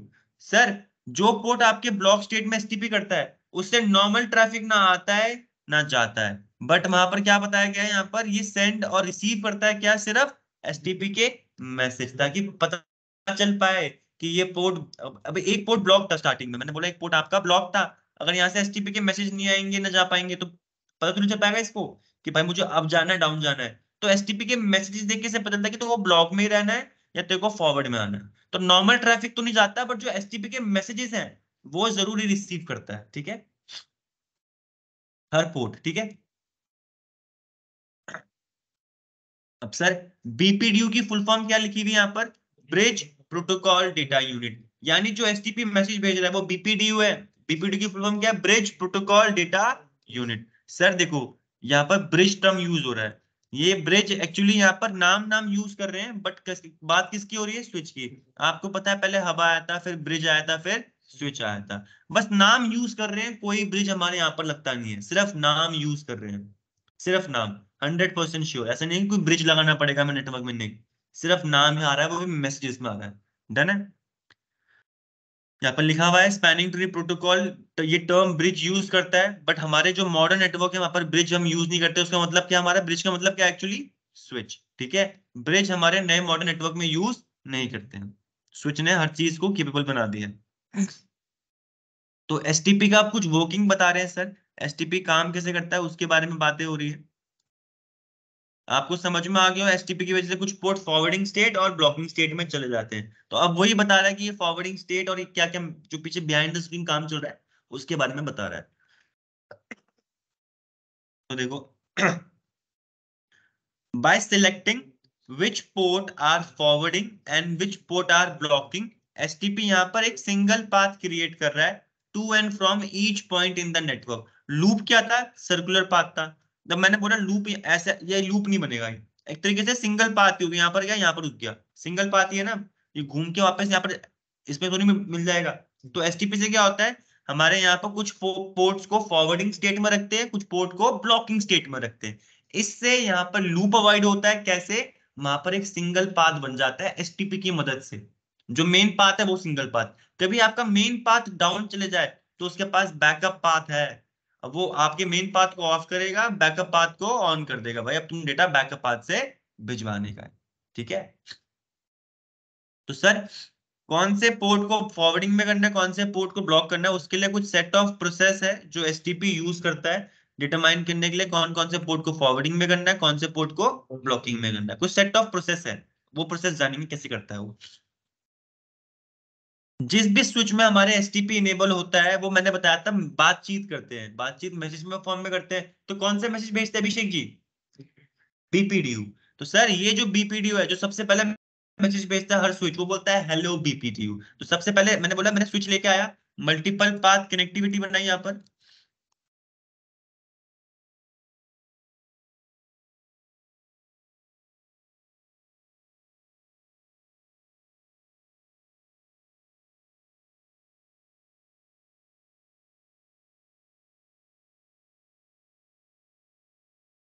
इसमें भी एसटीपी था, इसमें भी एसटीपी है। तो एसटीपी के जो सारे जितने भी स्विच होते हैं, वो सारे सबसे पहले मैसेज भेजते हैं। और कौन सा मैसेज भेजते हैं? Hello BPDU. कौन सा मैसेज भेजते हैं? Hello BPDU. हर एक पोर्ट से हेलो बीपीडीयू। तो स्विच वन भी हेलो बीपीडीयू भेजेगा यहाँ पर, यहाँ पर और यहाँ पर। ये स्विच टू है, ये भी हेलो बीपीडीयू भेजेगा यहाँ पर, यहाँ पर और यहाँ पर। ये स्विच थ्री है, ये भी हेलो बीपीडीयू यहाँ भेजेगा, यहाँ भेजेगा और यहाँ भेजेगा, ठीक है। भेजे नहीं सबने? अब सर, कभी पीसी हेलो बीपीडीयू भेज पाएगा? क्योंकि ये तो स्विच है नहीं, सिर्फ हेलो बीपीडी वो भेजता है जिसमें एसटीपी चल रहा हो। पीसी में एसटीपी हम नहीं चलाते। तो स्विच देखो, इसने हर पोर्ट से भेजा, इसको ना इस पोर्ट में हमारे पास हेलो बीपीडी रिसीव होगा, ना इस पोर्ट से होगा रिसीव, ना इस पोर्ट से रिसीव होगा, क्योंकि पीसी कभी हेलो बीपीडी वापस सेंड नहीं करते। तो इनको समझ में आ जाएगा यहाँ पर लूप बनने का चांस ही नहीं है। पहली बात, ये लूप कहाँ बनेगी? लेयर टू में, मल्टीपल स्विचेस के बीच में। अब देखो, इस पर्टिकुलर पोर्ट पे इन्होंने हेलो बीपीडू भेजा था, इन्हें रिसीव भी हुआ, तो इस स्विच को समझ में आ गया सामने कौन बैठा हुआ है। बिल्कुल यही चीज आना थी मुझे, इसको समझ में आ गया कि सामने एक स्विच है, क्योंकि अगर इसके पास हेलो बीपीडू आ रहा है तो ये समझ गया भाई सामने इस पोर्ट में स्विच है। ऐसे ही इस स्विच को, स्विच 3 को पता चलेगा कि भाई मेरे इस वाले और इस वाले पोर्ट के सामने कौन कौन है, स्विच है। तो यहाँ पर लूप बनने के चांसेस हो सकते हैं। ठीक है, पहली बात तो हेलो बीपीडू भेजते हैं, लेकिन आइडेंटिफाई कर पाए कौन से पोर्ट से स्विच कनेक्टेड है, सामने है भी या नहीं है। जिन पोर्ट में स्विच नहीं होता, जैसे यहाँ पर हेलो बीपीडू रिसीव नहीं होगा, इस तरफ से हेलो बीपीडू रिसीव नहीं होगा, इनने भेजा जरूर था बट इन्हें रिसीव नहीं हुआ स्विच 1 को, तो ये ऑटोमेटिकली क्या कर देंगे, इस पोर्ट को थोड़ी देर में ऑन कर देंगे, इन्हें फॉरवर्डिंग स्टेट में ही रखेंगे, क्योंकि यहाँ पर लूप बनने का चांस ही नहीं है, तो इन्हें क्या करेंगे, फॉरवर्डिंग स्टेट में रखेंगे। अब देखो इतना क्लियर हुआ। सबसे पहले कौन सा मैसेज भेजते हैं, hello BPDU from all the interface, एक इंटरफेस से नहीं सारे इंटरफेस से, ताकि पता चल पाए कौन से इंटरफेस से पीसी कनेक्टेड है, कौन से इंटरफेस से स्विच कनेक्टेड है। डिफॉल्ट टाइमर हेलो हेलो बीपीडू का क्या होता है, हर 2 सेकंड में हेलो बीपीडू भेजता है, हर 2 सेकंड में क्या भेजता है, hello बीपीडू। The switch will send hello BPD out of every interface once every 2 second. ध्यान रखोगे, हेलो बीपीडू मैसेज होते हैं कितने सेकंड में भेजते हैं सर, यस। अब अगर किसी स्विच को हेलो बीपीडू रिसीव होता है तो उनको पता चल जाता है कि सामने वाला इंटरफेस हम एक स्विच के साथ कनेक्टेड है। पीसी राउटर और ये ऐसे और भी डिवाइसेस कभी एसटीपीके में हेलो बीपीडू नहीं भेजते, सिर्फ स्विच ही भेजते हैं, क्योंकि स्विच का कंसेप्ट है स्पैनिंग ट्री प्रोटोकॉल। तो जो चीज मैंने वहां बताई वो यहाँ पर भी सिंप्लीफाइड है डायग्राम में। ठीक है, तो अब देख लो, अभी बता रहा है what exactly BPDU are used for. अभी हेलो बीपीडीयू भेज रहा है, मैसेज भेज रहा है, बट इसके क्या कुछ और भी काम है हेलो बीपीडीयू के, कि ये सिर्फ आइडेंटिफाई करने के लिए कि सामने स्विच है या नहीं, नहीं सर बहुत सारे काम और हैं। पहला काम तो था हेलो बीपीडीयू भेजो ताकि आइडेंटिफाई हो कौन से पोर्ट से स्विच कनेक्टेड है और कौन से पोर्ट से अदर डिवाइसेस कनेक्टेड है। जो अदर डिवाइसेस वाले पोर्ट है वहां पर लूप नहीं बनेगा, फॉरवर्डिंग स्टेट में तुरंत डाल दो। बट जो स्विच वाले पोर्ट है, अब यहाँ पर इन्हें सोचना पड़ेगा कि फॉरवर्डिंग में रुकूं या ब्लॉक में करूं, तो वो कैसे डिसाइड करेगा अभी आगे बताएंगे। तो देखो यहाँ बता रहा है स्विचेस जो हमारे टर्म, जो हमारे बीपीडीयू के मैसेज होते हैं, मैंने बोला बीपीडीयू का कोई फील्ड है, ये रहा बीपीडीयू का मैसेज, बहुत बड़ी फील्ड है। ठीक है, आपको पता है जैसे हेडर होता है वैसे हमारे मैसेजेस भी होंगे। तो हमारे बीपीडीयू का जो मैसेज है ये, इसमें एक फील्ड होती है ब्रिज आईडी। कौन सी फील्ड होती है, मैंने बोला और भी सारे कैरेक्टर होंगे, एक फील्ड है ब्रिज आईडी।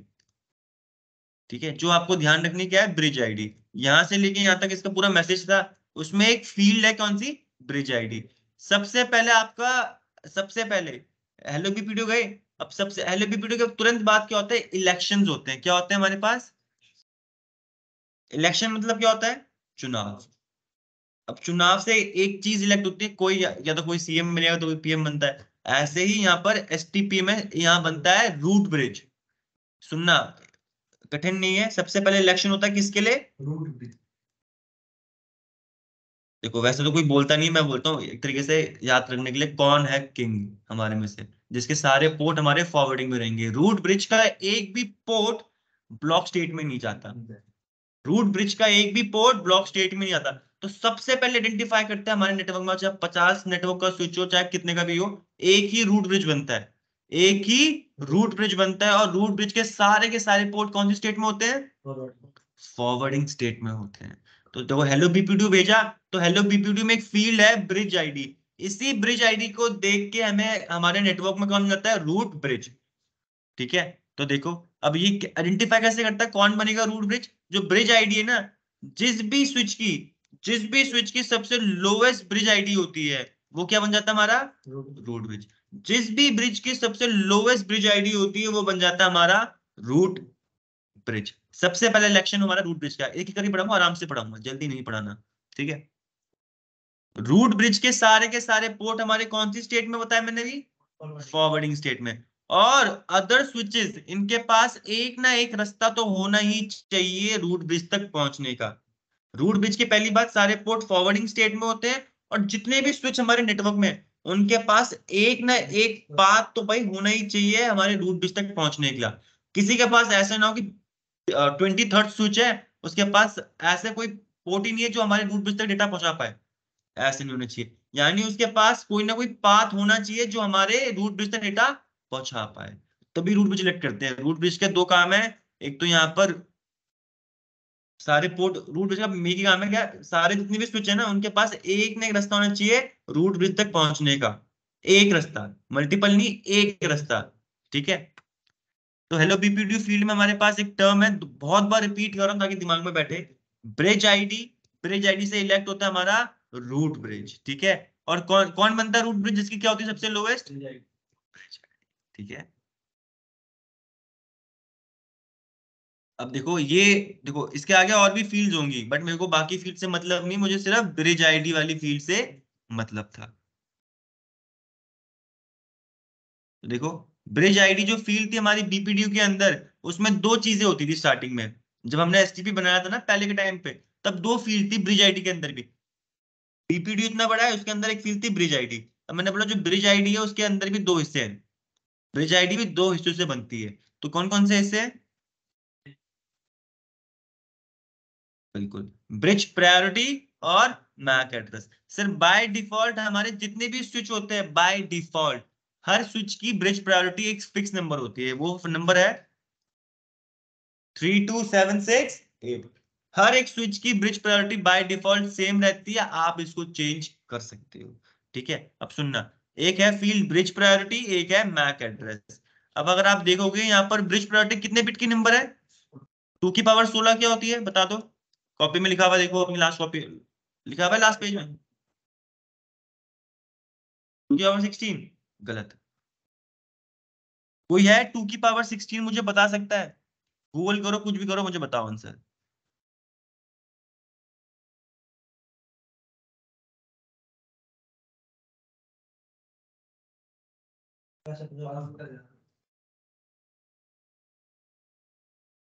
536, 768।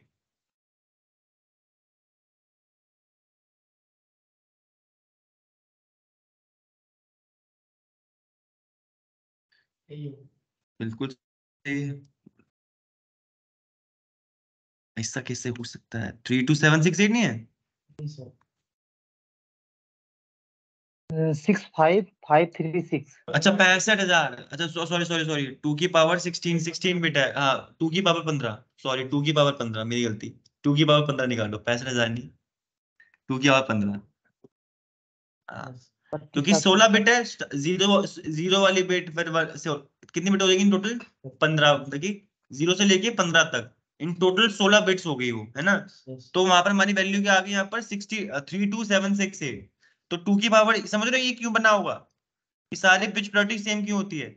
बाय डिफॉल्ट ये रहती है, तो भूलना नहीं है 2 की पावर 16 नहीं है, 2 की पावर 15 की तरह, मतलब कि 2 की पावर 15 करोगे तो आंसर ये आएगा, तो ऐसे कभी भूलोगे नहीं आप। तो देखो यहाँ पर हमारी जो ब्रिज प्रायोरिटी होती है उसकी फिक्स वैल्यू होती है, बाय डिफॉल्ट वैल्यू। फिक्स यानी कुछ टाइम तक आप चेंज कर सकते हो। सर अगर सारे स्विच की ब्रिज प्रायोरिटी में सबकी सेम होगी तो कैसे आइडेंटिफाई होगा किसकी लोअर ब्रिज आईडी है?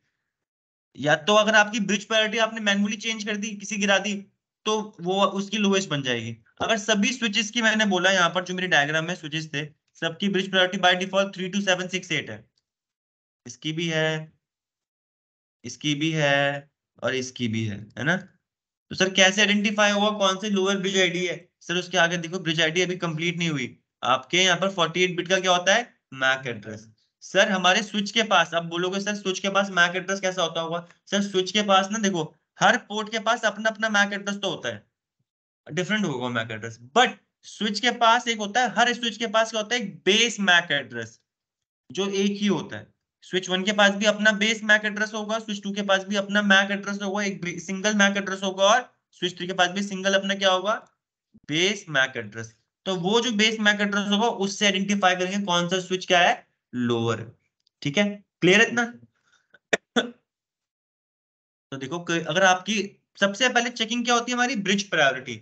अगर किसी की भी, मैंने बोला देखो तीन स्विच की यहाँ पर देखो 32768 है, 32768 है, मैंने बोला इसकी यहाँ पे मैंने कर दी 3276 5 कर देता हूँ, वैसे करते ही नहीं हम, एक फिक्स नंबर की 5 कर दी हमने, कम कर दी, तो कौन बन जाएगा सबसे लोअर? ये तो सब ब्रिज आईडी में सबसे पहले चेकिंग होती है ब्रिज प्रायोरिटी। अगर सबकी ब्रिज प्रायोरिटी सेम आ रही है, उससे आइडेंटिफाई नहीं हो पा रहा, फिर चेक करते हैं हम MAC address, base MAC address. ठीक है, क्लियर है? ऐसे काम करते हैं। तो देखो यहाँ पर लिखा भी है, पहले ब्रिज प्रायोरिटी कंपेयर होती है, अगर टाई हो जाती है, टाई समझ रहे हो, टाई ब्रेकर हो गया, तो वहां पर मैक एड्रेस की फिर चेकिंग होती है। ठीक है, तो यहाँ पर देखो बाद में ब्रिज आईडी में कौन कौन सी फील्ड थी, अभी यहाँ पर ब्रिज प्रायोरिटी और मैक एड्रेस। सर कुछ टाइम के बाद यहाँ पर ना फिर इन लोगों को चेंजेस करे, हमारी वीलैंस आ गए, तो वहां पर ना हमने क्या किया, ब्रिज प्रायोरिटी जो हमारी ब्रिज आईडी थी, जो ब्रिज प्रायोरिटी थी, इसको दो हिस्सों में और बांट दिया। पर तो एक ही वैल्यू थी ब्रिज प्रायोरिटी 32768, इसको दो हिस्सों में और तोड़ दिया सर। ब्रिज प्रायोरिटी रख दिया इसके अंदर एक और फील्ड, और यहाँ पर डाल दिया एक्सटेंडेड सिस्टम आईडी, जो किसके इक्वल होती है, हमारी वीलैन आईडी। ब्रिज प्रायोरिटी में उसने एक और फील्ड ऐड कर दी, यानी जो पहले सिंगल फील्ड थी, बाद में कुछ चेंजेस करे और उसमें दो हिस्से और बांट दिए। ब्रिज प्रायोरिटी तो रखा रखा, वो 4 बिट में कर दी, और बाकी के 12 बिट बची हुई कर दी एक्सटेंडेड सिस्टम आईडी, जो इक्वल होती है हमारे किसके, वीलैन आईडी। मैंने बताया था 2 की पावर 12 क्या होता है, नंबर ऑफ वीलैन। नहीं नहीं, देखो कभी अभी आप वीलैन पढ़ते हुए आ रहे हो, कोई आपसे पूछ लेगा वीलैन की रेंजेस कितनी होती है, कितने वीलैन होते हैं, पहले ये बता दो। 2 की पावर 12 क्या होते हैं सर, बताना रविंद्र जी, 2 की पावर 12 है ना, बिल्कुल सही आंसर। ठीक है सर, इन टोटल विलन कितने होते हैं बताना फिर मुझे, नहीं रेंज बताओ, रेंज विलन की रेंज। नहीं इनसे पूछा नहीं, नहीं रेंज कहां से लेके कहां तक हम नहीं, कभी जीरो वाली, जीरो से लेके, है ना, मैंने रेंज पूछी थी सर। ये भी गलत है, आप बोलोगे, आप बोल सकते हो बट पूरा कंप्लीट करना पड़ेगा सर। 0 से लेके 4095 तक इन टोटल वीलैंस होते हैं, बट जीरो और नहीं नहीं नहीं नहीं नहीं नहीं नहीं नहीं नहीं, जीरो और 4095 कभी हम नहीं यूज करते। तो रेंज कहां से कहां तक चलेगी, बिल्कुल ये है आंसर, ये है रेंज। ये बोल दोगे तो चक दे फट्टे, वो मेरी तरह हड़बड़ाएगा गलत बोलने वाला, बट वो जैसे आप बोलोगे फिर 0 से लेके 4095 तक होते हैं इन टोटल, बट 0 और 4095 कभी हम नहीं देते, वो रिजर्व होते हैं। 1 से लेके 4094 तक हमारे पास पॉसिबल वैल्यू होती है वीलेंस बनाने की। ये है एक्चुअल रेंज, और उसमें भी दो भाग बांटे हुए हैं, 1 से लेके 1005 तक हमारी नॉर्मल वीलेंस होते हैं, 106 से लेके 4094 तक एक्सटेंडेड होते हैं सर, है ना, ऐसे बताने का है। ठीक है, तो सर हमारे बाद में इन्होंने ब्रिज आईडी में ब्रिज प्रायोरिटी वाली फील्ड थोड़ी अपडेट कर दी, उसमें ब्रिज प्रायोरिटी तो रखी वैल्यू 4 बिट में ब्रिज प्रायोरिटी कर दी, और बाकी 12 बिट में क्या कर दी, वीलैन आईडी आइडेंटिफाई कर दी। ठीक है, तो अब देखो, अब यहाँ पर हमें ये बताना पड़ेगा कौन से वीलैन का मेंबर है। बाय डिफॉल्ट आपके सारे स्विच हमारे वीलैन 1 के पार्ट होते हैं, तो आपकी ब्रिज प्रायोरिटी क्या होती है, 32768। ये अपने इस पर्टिकुलर पोर्ट की बता रहा है, ये वीलैन 1 का मेंबर है, तो अब आपकी क्या बन जाएगी ब्रिज प्रायोरिटी टोटल, नहीं ये वीलैन के हिसाब से मैंने वीलैन 10 बनाया होगा उस पोर्ट को, तो यहाँ पर 10 हो गया होगा वीलैन आईडी, तो अब क्या बन जाएगी मेरी ब्रिज प्रायोरिटी, बिल्कुल 78। समझ रहे हो, तो ये बाद में ऐड करा गया था, तो ये है लेटेस्ट वर्जन जो हमें समझना है। ब्रिज प्रायोरिटी हमेशा सेम रहेगी 32768, बट उसमें एक और फील्ड ऐड कर दी एक्सटेंडेड सिस्टम आईडी, तो अब उसकी वजह से चेंज हो जाएगी। अब वो जो पोर्ट आपका जिस भी वीलैन के मेंबर है उसके बारे में वो शो करेगा।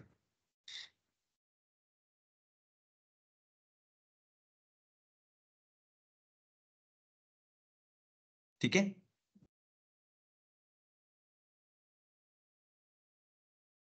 तो देखो यहां से लेके 1 से, देखो हमारे पास ये पूरी 16 बिट के नंबर थे ना। देखो why include VLAN ID in bridge priority, सबका क्वेश्चन था कि भाई हम क्यों निकालते हैं। सर एक्चुअली हमारे पास हमने स्टार्ट किया था क्लासिकल स्पैनिंग ट्री से, बट उसके बाद ना और भी कंसेप्ट है स्पैनिंग ट्री के अंदर, जैसे आपके पास आता है यहाँ पर पीवीएसटी। हम हर वीलैन के हिसाब से स्पैनिंग ट्री बना सकते हैं, बताऊंगा अभी, अभी समझा, शायद समझने में कठिन हो, बस नाम बता रहा हूँ क्या टॉपिक आपको पढ़ने। पीवीएसटी होता है, पीवीएसटी प्लस है, आरएसटीपी है। तो होता क्या था, आपको देखो बाय डिफॉल्ट में पहले ना एक ही वीलैन के मेंबर थे, एक ही ब्रॉडकास्ट डोमेन था, ठीक है, वीलैन 1।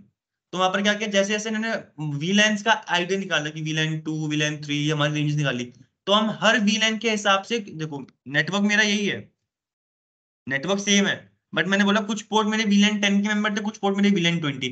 तो VLAN 10 के लिए अलग STP का इंस्टेंस होगा और VLAN 20 के लिए इसी डायग्राम में अलग इंस्टेंस होगा। यानी VLAN 10 के लिए अगर मेरा मैंने बोला अगर मैंने VLAN 10 के लिए ये पोर्ट ब्लॉक कर रखा था, बाकी पोर्ट मैंने क्या कर रखे थे इसी नेटवर्क में ऑन कर रहे हुए थे, ठीक है। तो क्या हो सकता है VLAN 20 के लिए इसी नेटवर्क में हमारे पास डिफरेंट STP का इंस्टेंस चल रहा हो। ये वाला पोर्ट बंद है और ये वाला पोर्ट VLAN 20 के लिए क्या है, अप है, ठीक है। क्लियर हुआ? तो ये STP के इंस्टेंस होते हैं कि जब मैंने देखा VLAN 10 के लिए अलग STP का इंस्टेंस चल रहा होगा, VLAN 20 के लिए कुछ और पोर्ट होंगे, उसी नेटवर्क में कुछ और पोर्ट ब्लॉक हो रहे होंगे। समझ रहे हो? तो इसीलिए हमने यहाँ पर VLAN ID यहाँ पर डाली इसके अंदर, ताकि आइडेंटिफाई कर पाए कि कौन से VLAN का डेटा आ रहा है और कौन से VLAN को हमें ब्लॉक करना है किस टाइम पे, ठीक है। तो देखो Cisco switches uses STP called PVST, यानी पर VLAN स्पैनिंग ट्री। पर VLAN, हर VLAN के हिसाब से अलग अलग स्पैनिंग ट्री काम करेगा। सेम नेटवर्क में मल्टीपल VLAN होते हैं तो VLAN 10 के लिए अलग स्पैनिंग ट्री का, वही स्पैनिंग ट्री किसी और पोर्ट को ब्लॉक कर रहा है, कुछ पोर्ट्स को फॉरवर्ड कर रहा है, और उसी नेटवर्क में किसी और जो पहले फॉरवर्ड में थे उनको ब्लॉक करके VLAN किसी और VLAN के लिए काम करवा रहा है, ठीक है। तो इसीलिए हमें यहाँ पर आइडेंटिफाई करने के लिए VLAN ID डालनी पड़ी ब्रिज प्रायोरिटी के अंदर। तो देखो आपकी 1 2 3, देखो अब आपके देखो यहाँ पर क्या लिखा हुआ है, ये 2 की पावर 0, 2 की पावर 1, 2 की पावर 2, 2 की पावर 3, 2 की पावर 4 दिख रहा है लिखा हुआ है यहाँ पर। तो ऐसे करते करते हमारे सारे यहाँ पर VLAN आ जाएंगे, ठीक है। ये 12 बिट के नंबर होते हैं, ठीक है। और हमने ब्रिज प्रायोरिटी कितने बिट के नंबर हमारे 4 बिट की। तो कॉन्टिन्यूस नंबर है, देखो 1 2 3 4 5 6 7 जो भी नंबर है ये 2 की पावर मल्टीप्लाई हो रही है। 2048 4096 8192 16328 और 32768। तो ब्रिज प्रायोरिटी की फील्ड क्या होती है, बाय डिफॉल्ट 1 होती है। और VLAN क्योंकि सारे पोर्ट VLAN 1 के मेंबर होते हैं तो इसलिए पहले वाला ऑन होता है। अब VLAN अगर मुझे 2 वाला ऑन करना है तो ये ऑफ हो जाएगा और ये वाली ऑन हो जाएगी। VLAN 3 बनाना है तो ये दोनों ऑन हो जाएंगे। तो आपकी टोटल ब्रिज आईडी प्रायोरिटी क्या बन जाएगी हमारी, 32768 तो रहती है, प्लस जो भी आपकी एक्सटेंडेड सिस्टम आईडी होगी वो भी ऐड हो जाएगी, ठीक है। कोई डाउट यहां तक किसी को भी? ठीक है। अगर आपको ब्रिज प्रायोरिटी मैन्युअली चेंज करनी है, मैंने बोला था ब्रिज प्रायोरिटी आपकी 32768 ही होती है, अगर आपको उसको चेंज करनी है तो सर हम ऐसे -1 -2 3 ऐसे नहीं करते। एक फिक्स वैल्यू होती है, वो होती है हमारी 4096। आप इसी नंबर से आप घटा सकते हो या बढ़ा सकते हो। VLAN ब्रिज प्रायोरिटी बढ़ानी है घटानी है कम करनी है तो ये तो 4096 माइनस कर लो या तो 4096 प्लस कर लो, ठीक है। तो आप अपनी ब्रिज प्रायोरिटी क्या कर सकते हो, यहाँ पर वैल्यू दे रखी है, देखो सुनना, यहाँ पर आप अपनी ब्रिज की प्रायोरिटी इस नंबर से घटा बढ़ा सकते हो, या तो आप 0 कर सकते हो ब्रिज प्रायोरिटी, या तो 4096, इसमें मैंने 4096 ऐड किया तो 8192, इसमें मैंने 4096 ऐड किया 1228, या तो 4 इसमें मैंने वापस 4096 ऐड करूंगा तो क्या बन जाएगी 16384। तो आप समझ रहे हो एक ही नंबर से मैं या तो उसी नंबर के मल्टीपल में अपनी बढ़ा सकता हूँ, या तो उसी नंबर के मल्टीपल से मैं घटा सकता हूँ। तो देखो आप करोगे तो इतने सारे वैल्यू पॉसिबल है, ये जितनी भी लिखी हुई है ब्रिज प्रायोरिटी के लिए। नहीं, ये इसी नंबर से करना पड़ेगा, एक सेकंड देना।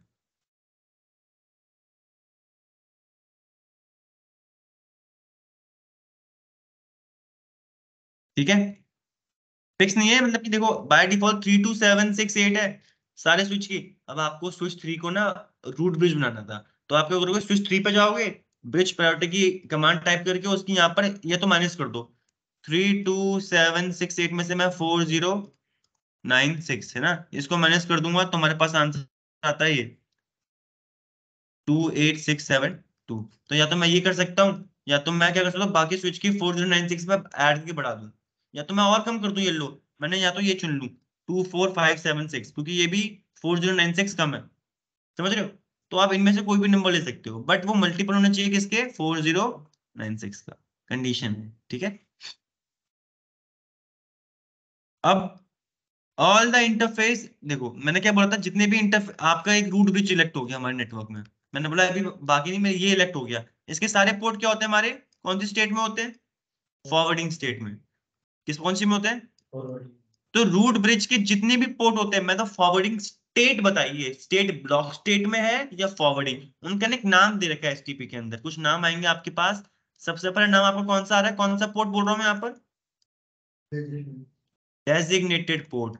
तो कुछ पोर्ट हमारी फॉरवर्डिंग स्टेट में होते हैं, उनका नाम क्या है हमारे, डेजिग्नेटेड पोर्ट।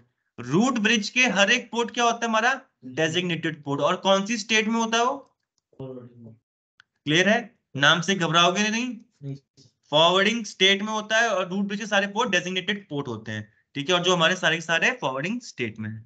चलो अब यहाँ पर आपके पास आएगी कुछ पॉइंट बता रहा है, सुनते हैं। जब भी कोई स्विच पावर ऑन होता है, वो अपने आप को क्या बनता है भाई, मैं हूँ रूट ब्रिज, मेरे को नहीं पता कोई और है नहीं है, किसी और का बीपीडी आया ना आया मेरे को लेना देना है ही नहीं, मैं अपनी जिंदगी में किंग हूँ। फॉर एग्जाम्पल वो भी अपने आप को मानेगा मैं रूट ब्रिज हूँ, जब तक उसके पास क्या नहीं आता, एक सुपीरियर बीपीडी हूँ। सुपीरियर बीपीडी यानी उसके पास एक ऐसा बीपीडी रिसीव हुआ जिसकी ब्रिज आईडी उससे लोवेस्ट है, तब तक वो अपने आप को मानेगा मैं हूं सुपीरियर, मेरा है सबसे सुपीरियर। जब तक उसके पास सुपीरियर बीपीडी नहीं आता, तब तक वो अपने आप को रूट ब्रिज मानता है। तो जैसे ही रूट सुपीरियर बीपीडी आता है वो समझता है भाई साहब मैं तो नहीं हूँ, अब इसकी है भाई साहब, ये भाई साहब गलती हो गई भाई साहब, है ना, लोवेस्ट होता है ना। तो वो बन जाएगा हमारा, फिर वो वाला अपनी गिव अप कर देता है पोजीशन, भाई साहब मैं नहीं हूँ रूट ब्रिज, आप ही हो, है ना, वैसे वो अपना आप मान लेता है। एक बार टॉपोलॉजी कन्वर्ज हो गई, यानी एक बार यहाँ पर इलेक्शन हो गए कौन है रूट ब्रिज, उसके बाद सभी की सब रूट ब्रिज उसी को मानते हैं, ठीक है। Once the topology has converge, all the switch agree on the root bridge. ऐसा नहीं है कि सिर्फ आपके लिए एक रूट ब्रिज है, किसी और के लिए उसी नेटवर्क में कोई और रूट ब्रिज नहीं, एक पर्टिकुलर वीलैन के लिए जो रूट ब्रिज आपके लिए होगा वो सारे मेंबर्स के लिए होगा, अलग बाकी स्विच के लिए भी, ठीक है। आपके लिए उस नेटवर्क में कोई और रूट ब्रिज, किसी उस नेटवर्क में कोई और रूट ब्रिज, ऐसा नहीं होता, एक ही रूट ब्रिज बनता है और बाकी स्विचेस को एग्री करना पड़ेगा, क्योंकि उन सबसे कम हमारा बीपीडीयू रूट ब्रिज का ही होगा, तभी इलेक्ट होगा। तो आपके सामने एक वो है टोपोलॉजी, ठीक है। एग्जांपल दे रहा हूँ, एक्सरसाइज दी है गाइस आपको, यहाँ पर आपको फाइंड करना है क्या है, कौन बनेगा रूट ब्रिज, ठीक है। मैंने यहाँ पर तो सिर्फ यहाँ पर एक मल्टीपल पाथ्स है, देख के बताओ, मल्टीपल पाथ नहीं है, मल्टीपल पाथ है, लूप बन सकता है यहाँ पर, क्योंकि दिख रहा है ना घुमा फिरा के, उसमें अगर कोई लूप भी बन सकता है। यहाँ पे मैंने पीसी से एंड नहीं करे, बट आपको दिख रहा है इन स्विच के बीच में यहाँ पर लूप बन सकता है 100%। देखो इस स्विच से इस स्विच तक जाने के दो रास्ते हैं, एक ये रहा और एक ये रहा, और ऐसे सिर्फ इस स्विच की बात नहीं है, हर स्विच की बात है, हर स्विच के पास दो रास्ते हैं, एक स्विच से दूसरे स्विच में जाने के लिए, तो लूप बन सकता है यहाँ पर, ठीक है। तो सर अब यहाँ पर आपको फाइंड करनी है, अगर ऐसी कोई टोपोलॉजी आपके पास हो, तो देखो स्विच 1 दे रखा है मैंने यहाँ पर, स्विच 2 स्विच 3 स्विच 4, यहाँ पर सब में एसटीपी चल रहा होगा, तो कौन कौन से मैसेज भेजेंगे, सबसे पहले क्या भेजता है, हेलो बीपीडीयू, सबसे पहले क्या भेजता है, हेलो बीपीडीयू, भेज दीजिए। इसने भेजा, इसने रिसीव किया, इसने भेजा, इसने यहाँ से इसने भेजा होगा, यहाँ से इसने भेजा, यहाँ से इसने भेजा होगा, समझ रहे हो। तो इनको समझ में आ गया, इनके सामने कौन है, स्विचेस बैठे हुए हैं। अब ये बीपीडी देखो, इसने अपने बारे में बताया भाई मेरी ब्रिज प्रायोरिटी ये है, तो इसकी भी आएगी मेरी ब्रिज प्रायोरिटी ये है, मेरी ब्रिज प्रायोरिटी ये है। अब चलो एक एक करके आइडेंटिफाई करो कौन बनेगा यहाँ रूट ब्रिज।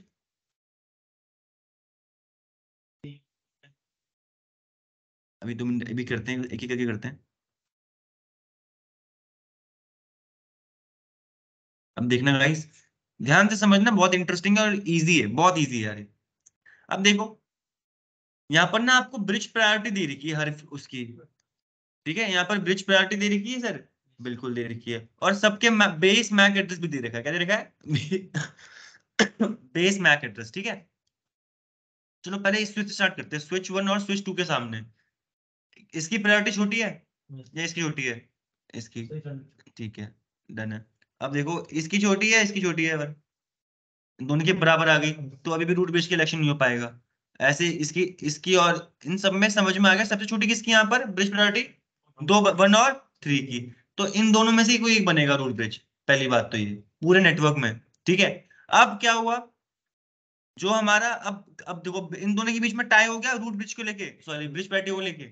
अब यहाँ क्या कंपेयर होगा इन दोनों के बीच में, बेस मैक एड्रेस। तो सर बताओ आपके हिसाब से मैक एड्रेस किसका कम है? 3 का। कैसे आइडेंटिफाई किया आपने 3 का कम है?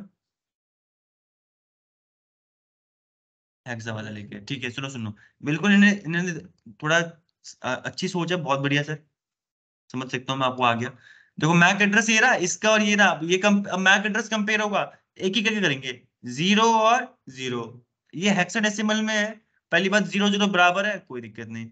1 और 1 भी बराबर है, 4 और 4 भी बराबर है, ए और ए भी बराबर है, 3 और 3 भी, 8 और 8 भी, 2 और एफ। अब यहाँ पर देखो हेक्साडेसिमल कैरेक्टर है, 0 से शुरू होता है एफ तक, 1 2 3 4, तो आपको दिख गया होगा 2 छोटा है एफ से, है ना? तो ऑब्वियसली बात है कौन बन जाएगा हमारा ब्रूड ब्रिज स्विच 3। तो अब हमारे इस नेटवर्क में स्टूडेंट्स, पहले ब्रिज प्रायोरिटी देखी पूरे नेटवर्क में, जिन दोनों की भी कम थी, अब यहाँ पर टाई हो गया था, बट वहां पर फिर हमने यूज किया MAC address as a tie breaker, है ना? तो अब यहाँ पर रूट ब्रिज इलेक्ट हो गया, स्विच 3 रूट ब्रिज बनेगा। और रूट ब्रिज के सारे पोर्ट कौन से स्टेट में होते हैं? फॉरवर्डिंग स्टेट का मैंने यहाँ पर क्या नाम बताया था? Designated port. तो मैं यहाँ पर डीपी लिख रहा हूँ, ग्रीन भी बना दिया मैंने डीपी। तो रूट ब्रिज के सारे हमारे क्या होते हैं?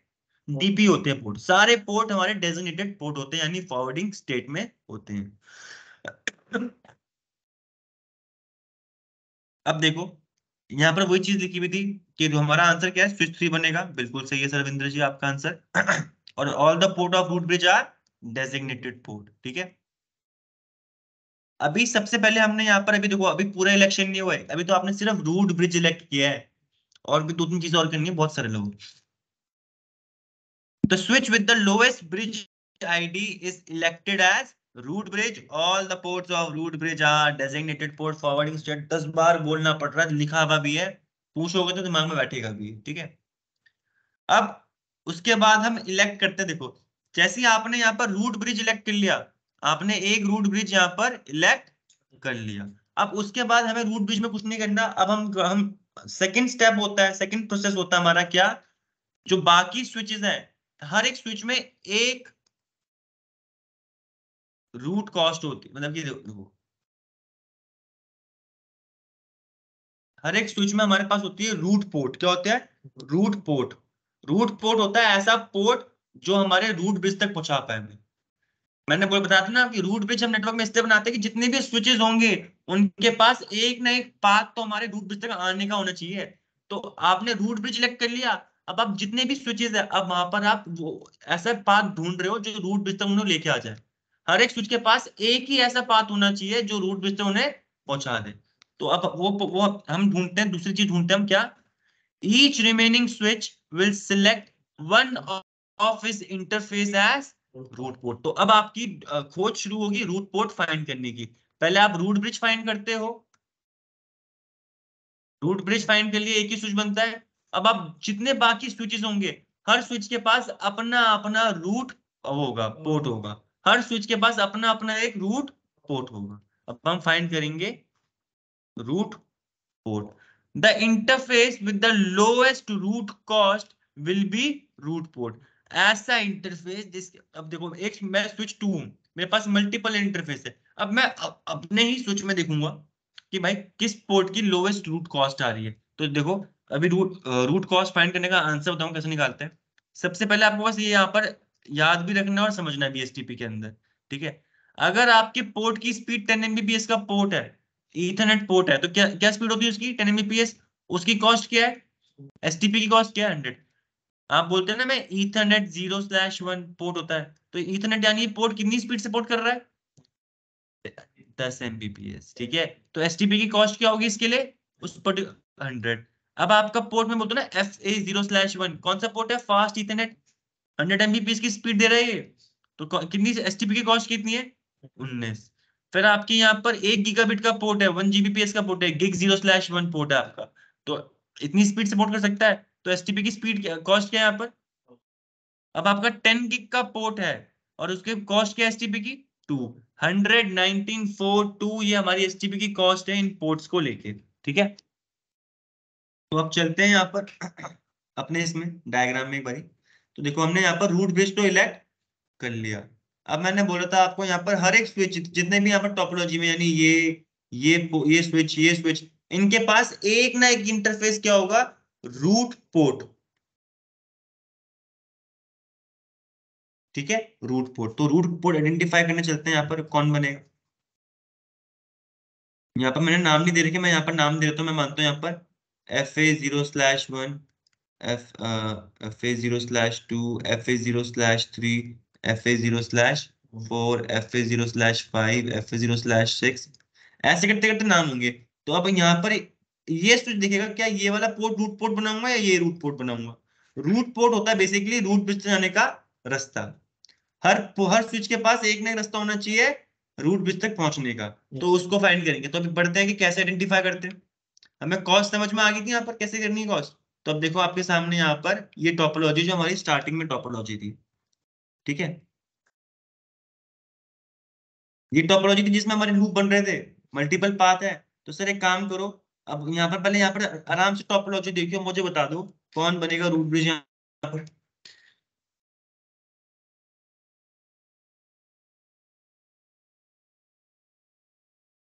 कौन बना होगा रूट ब्रिज यहाँ पर। स्विच 3 बनेगा। पहले देखो सबकी सबने अलग वीडियो भेजा होगा। बिल्कुल सर। तब यहाँ पर सबसे पहले हम चेक करेंगे प्रायोरिटी।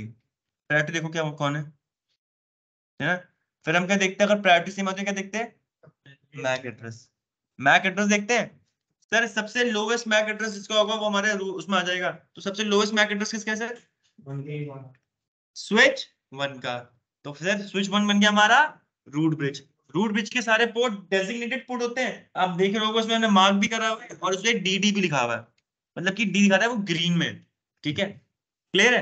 तो ये हो गए हमारे डेजिग्नेटेड पोर्ट। अब देखो, अब इलेक्शन होना किसका, रूट पोर्ट का। रूट ब्रिज के बाद रूट पोर्ट का। अब यहाँ पर देखते हैं रूट ब्रिज के, देखो रूट ब्रिज तो इलेक्ट हो गया, ये अपनी रूट कॉस्ट क्या बताएगा। रूट कॉस्ट होती है रूट ब्रिज तक पहुंचने की कॉस्ट। अरे ये तो खुद ही रूट कॉस्ट है यहाँ पर, तो ये अपनी कॉस्ट बताएगा सबको 0। इसकी कॉस्ट क्या है, इस वाले पोर्ट की कॉस्ट क्या होगी 0। दो ये गीगाबिट का पोर्ट है, गीगाबिट के पोर्ट की कॉस्ट क्या होती है हमारे STP में 4। बट ये रूट ब्रिज खुद ही है, तो ये अपनी कॉस्ट क्या बताएगा भाई, मैं मेरी कॉस्ट, मैं तो पहुंच ही गया, मैं तो हूँ रूट ब्रिज, तो अपनी कॉस्ट बताएगा 0। इससे पता चल जाएगा ये है रूट ब्रिज। ये यहाँ पर भी 0 बताएगा, सबको 0 बताएगा अपनी। ठीक है, इसके बताने से कुछ नहीं होता।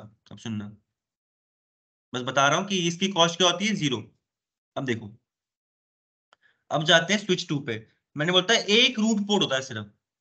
तो देखो अब इसमें से और इसमें से कौन बनेगा रूट पोर्ट, वो आइडेंटिफाई करना है पहले बात तो या तो gig0/0 बनेगा तो gig0/0।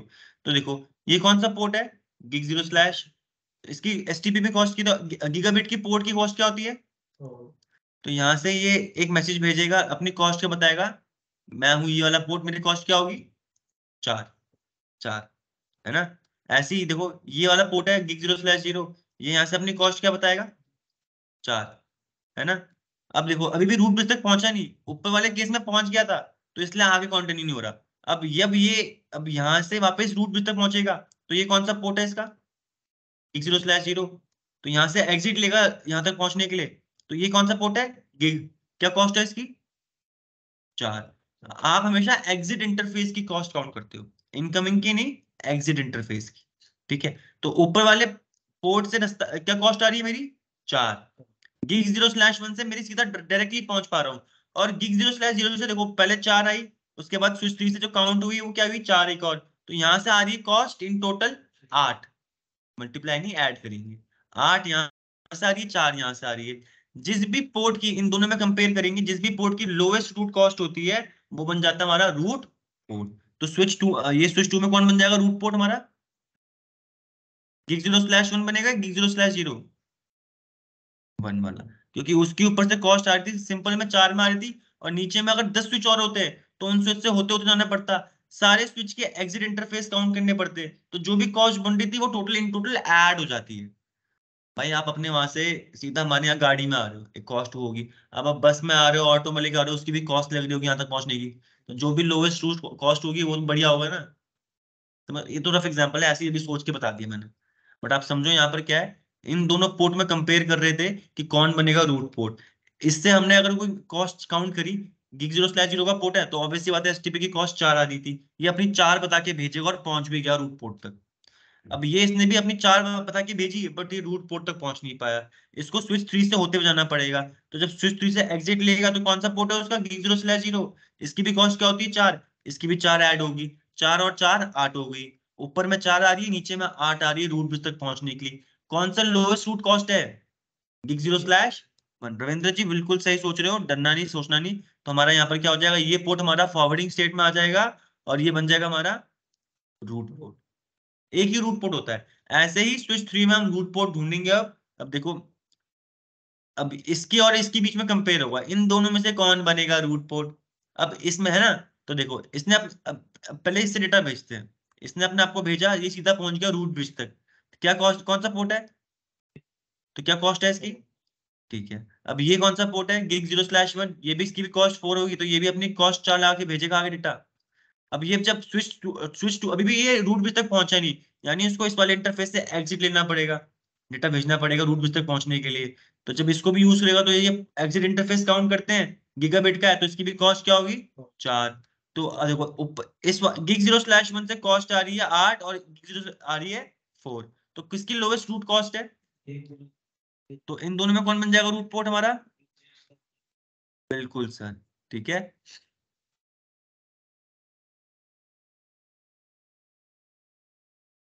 तो हमारा अब यहाँ पर ये वाला जो पोर्ट है स्विच 3 का गिग 0/0, ये बन जाएगा हमारा रूट पोर्ट। ठीक है। अभी देखो हमने डीप, अभी आपने कौन कौन से पोर्ट पढ़ लिए? Designated port, root port.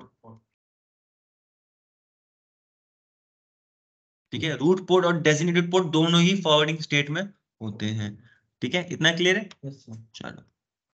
इसमें सर हाँ सर बताओ। एक बार रूट पोर्ट एक बार दोबारा से समझा देंगे, थोड़ा कंफ्यूजन है। मैं बिल्कुल समझा दूंगा। देखो यार, रूट पोर्ट होता है रूट ब्रिज तक पहुंचने की कॉस्ट। मतलब कि देखो, हर स्विच के पास एक रूट पोर्ट तो होना ही चाहिए। रूट पोर्ट होता है रूट ब्रिज तक पहुंचना। मतलब क्या, देखो रूट ब्रिज तक पहुंचने का एक पाथ होना चाहिए, कभी वो ब्लॉक नहीं होना चाहिए। अगर वो ब्लॉक हो जाएगा तो भाई साहब हम रूट ब्रिज तक नहीं पहुंच पाएंगे। ठीक है, तो हमें नहीं पता रूट पोर्ट कैसे बनना है, कौन सा पोर्ट बनेगा, बट पहले हम रूट ब्रिज बनाते हैं, रूट ब्रिज बन गया। अब जो मेरे बाकी नेटवर्क में स्विचेस होंगे, उन सभी के पास एक ना एक एक तो एक इंटरफेस उसका रूट पोर्ट होगा।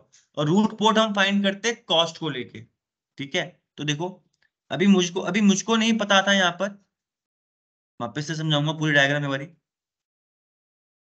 अब देखो, अब मुझे स्विच 2 में रूट पोर्ट ढूंढना था। तो देखो रूट पोर्ट इन दोनों में कंपेयर होगा। इसमें कंपेयर क्यों नहीं होगा? क्योंकि ये तो भाई हमारा उससे कनेक्टेड है पीछे से, इसमें करने की जरूरत भी नहीं है। ठीक है। तो देखो, इन दोनों में कौन रूट पोर्ट बनेगा वो फाइंड करने के लिए हमें पता लगानी पड़ती है रूट कॉस्ट, कि इस स्विच से रूट ब्रिज तक पहुंचने की टोटल कॉस्ट कितनी पड़ रही है। जिसकी भी सबसे लोएस्ट रूट कॉस्ट होती है, यहाँ पर मेंशन किया हुआ है, जिस भी इंटरफेस की सबसे लोएस्ट रूट कॉस्ट होती है वो बन जाता है हमारा रूट पोर्ट। और रूट पोर्ट हमेशा फॉरवर्डिंग स्टेट में होते हैं। अब देखना गिग 0/0 है ये, और 1 0 इनमें से फाइंड करना है। तो देखो, यहां से कोई अगर डेटा एग्जिट करेगा तो अपनी कॉस्ट बताएगा इस पोर्ट की, इस पोर्ट की बताएगा। मैं ये नहीं बता रहा कि इस सामने वाले की, अपनी बताएगा। गीगाबिट का पोर्ट है, तो कॉस्ट क्या है इसमें? हमारे एसटीपी की कॉस्ट क्या होती है गीगाबिट पोर्ट की? 4। तो इसने 4 लगा के भेज दी और ये पहुंच गया रूट ब्रिज तक, पहुंच भी पा रहा है ये। तो इससे ज्यादा कॉस्ट हमारी होगी नहीं इस पर्टिकुलर पोस्ट से। अब जो स्विच 2 का गिग 0/0 है, ये भी डेटा भेजेगा, अपने से एग्जिट करेगा। ये थोड़ी कि पड़ोसी से भेजेगा, अपने से एग्जिट करेगा। ये नहीं कि इन दोनों में कंपेयर हो रहा है, तो अपनी अपनी क्षमता देख रहे हैं इनमें से। ठीक है। तो इसने अपनी कॉस्ट बताई क्या? 4, क्योंकि ये भी गिग 0/0 है। देखो, बट ये स्विच 3 के पास पहुंचा, अभी भी रूट ब्रिज के पास नहीं पहुंचा। अब अगर रूट ब्रिज के पास पहुंचना है तो इसको गिग 0/0 से एग्जिट लेना पड़ेगा, स्विच 3 के भी। तो इसकी कॉस्ट भी काउंट होगी, स्विच 3 की कॉस्ट भी काउंट होगी रूट ब्रिज तक पहुंचाने के लिए। तो ये पोर्ट 4 गीगाबिट का पोर्ट है, तो कॉस्ट क्या है? 4। तो कंपेयर किया हमने गिग 0/1 से और गिग 0/0 स्विच 2 के, कि गिग 0/1 की कॉस्ट आ रही है क्या? 4। और गिग 0/0 की क्या आ रही है? 8। इसकी 4 और 4 कितनी होगी? इन टोटल काउंट करेंगे सर, पूरा रास्ता काउंट करेंगे। आप गाड़ी में यहाँ से लेके उत्तराखंड तक जा रहे हो, बट आप मतलब बस से जा रहे हो, फिर मेट्रो भी जा रहे हो, फिर खा पी के भी जा रहे हो, तो जो टोटल कॉस्ट होगी वो भी तो टोटल कॉस्ट की बात हो रही है कि आप रूट ब्रिज तक कब तक पहुंच पा रहे हो। हमारा लक्ष्य यहाँ पर क्या है? रूट ब्रिज तक पहुंचना। तो जो कॉस्ट लगेगी उन पूरी कॉस्ट को काउंट करना है हमें, ठीक है। तो 4 और 4 होगी 8। तो नीचे वाले पोर्ट की कॉस्ट आ रही है इन टोटल 8, ऊपर वाली पोर्ट की कॉस्ट आ रही है 4। इन दोनों में से लोवेस्ट कॉस्ट किसकी है? gig0/1 की। तो गिग है ना, gig0/1 की है ना सर। तो हमारी कौन सा पोर्ट बन जाएगा रूट पोर्ट इसमें, स्विच 1 स्विच 2 पे? बिल्कुल, gig0/1 हमारा बन जाएगा रूट पोर्ट। समझना है इसको, एज इट इज करना है, आपको करना नहीं है, ये अपने आप काम होगा, बट समझना है कि क्यों हो रहा है, ठीक है, कैसे हो रहा है। तो ये मेरा ऑन हो गया और ये बन जाएगा मेरा रूट पोर्ट, ठीक है। अब ऐसे ही स्विच 3 पे जाएंगे। स्विच 3 में अब 2 पोर्ट है, एक ये वाला पोर्ट तो हमारे पीसी से कनेक्टेड है, इसमें नहीं होगा, ठीक है। तो देखो, अब ये वाला पोर्ट अपन इन दोनों में कंपेयर हो रहा है, तो दोनों अपनी अपनी क्षमता दिखाएगा, भाई मैं इतनी जल्दी पहुंच पाऊंगा, मेरी कॉस्ट इतनी लग रही है और तेरी कॉस्ट इतनी लग रही है। तो gig0/0 ने भेजा, इस पोर्ट से एग्जिट लेगा, तो इसका गीगाबिट का पोर्ट कॉस्ट क्या आएगी? 4। ऐसी अब इस पोर्ट की बारी आ गई, देखो इसकी 4 पे, इससे हमने आगे कंटिन्यू क्यों नहीं किया? क्योंकि ये रूट ब्रिज तक पहुंच गया है, तो इस पोर्ट की क्षमता दिख गई, भाई ये 4 कॉस्ट में रूट ब्रिज तक पहुंच रहा है। अब आ रही है gig0/1 की बारी अपनी क्षमता दिखाने की। इसने एग्जिट किया है यहाँ से, और इसकी कॉस्ट क्या है? 4, क्योंकि गीगाबिट का पोर्ट है ये भी, तो कॉस्ट 4 होगी। ये पहुंचा स्विच 2 के पास। अब अभी भी रूट ब्रिज तक नहीं पहुंचा। रूट ब्रिज तक पहुंचने के लिए इसे कौन से इंटरफेस से एग्जिट लेना पड़ेगा? इसने यहाँ से एग्जिट लिया, तो हम इसकी कॉस्ट भी काउंट करेंगे। तो इसकी गीगाबिट का पोर्ट कॉस्ट क्या बताएगा ये अपनी? 4। तो अब जो स्विच 3 का ये वाला पोर्ट था, इसकी टोटल कॉस्ट क्या आ गई? 4 और 4 8। तो देखो यहाँ पर इन दोनों में कंपेयर किया, gig0/0 की 4 आ रही है और gig0/1 की क्या आ रही है, यहाँ से भी 8। तो इन दोनों में कौन सी लोवेस्ट है रूट कॉस्ट? तो ये बन जाएगा हमारा रूट पोर्ट।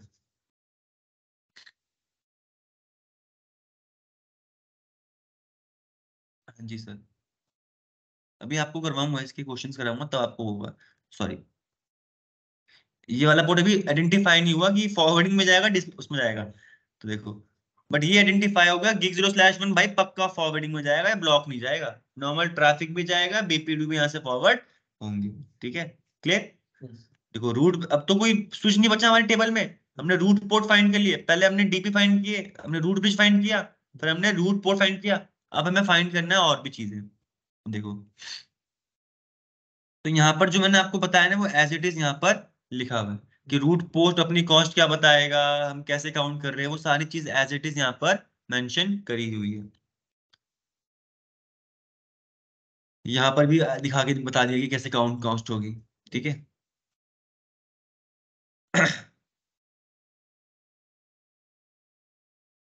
देखो, एक सेकंड देना, ठीक है।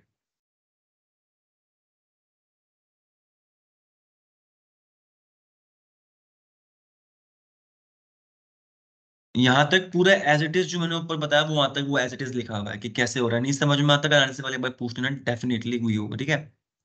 अब देखो, the port connected to another switch root port must be designated port. अरे सुनना, एक रूट पोर्ट के सामने जो भी पोर्ट होगा वो डीपी होना चाहिए, क्योंकि मैंने बोलता है कि रूट पोर्ट ऐसा पोर्ट होता है जो हमारे एक सिंगल पाथ प्रोवाइड करता है हमारे रूट ब्रिज तक। उसके बीच में कोई भी रुकावट होगी तो बॉस हम नहीं पहुंच पाएंगे उस रूट पोर्ट से।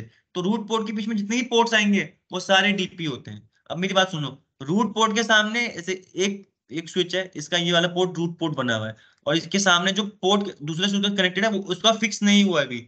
रूट पोर्ट के सामने हमेशा कौन सा पोर्ट होगा? डीपी पोर्ट होगा, फॉरवर्डिंग स्टेट में होना चाहिए। तो टोपोलॉजी में चलते एक बारी अपनी, हम देखते कोई ऐसा पोर्ट है रूट पोर्ट के सामने जो आइडेंटिफाई नहीं हो रखा, बताओ। के सामने डीपी है, इसके सामने भी डीपी है, तो ये दो है ना डीपी पोर्ट, ये भी लॉजिकली भी सही है, और अगर हमें नहीं पता होता तब भी ये डीपी पोर्ट बनता। इतना क्लियर है?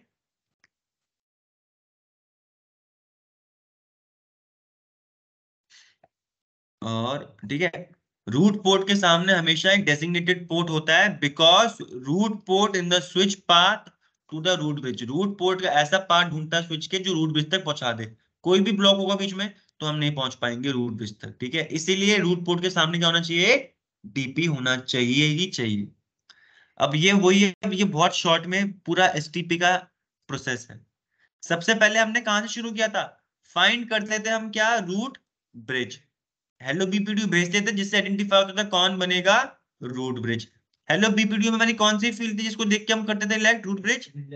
लोएस्ट ब्रिज आईडी जिस भी स्विच की होती थी वो स्विच बन जाता था रूट ब्रिज। उसके बाद जो बाकी रिमेनिंग स्विचेस है उन सब के पास क्या होते हैं, अपने अपने एक सिंगल इंटरफेस, उनके एक सिंगल इंटरफेस क्या होते हैं, सिर्फ एक ही इंटरफेस रूट पोर्ट बनेगा हर स्विच में। मतलब स्विच 2 के लिए एक रूट पोर्ट, स्विच 3 के लिए एक रूट पोर्ट, स्विच 5 7 8 जितने भी स्विच नेटवर्क में उन सबके पास अपना अपना एक ही रूट पोर्ट होगा।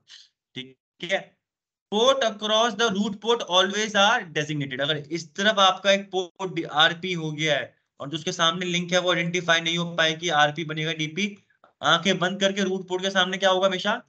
डीपी, हमेशा। ठीक है।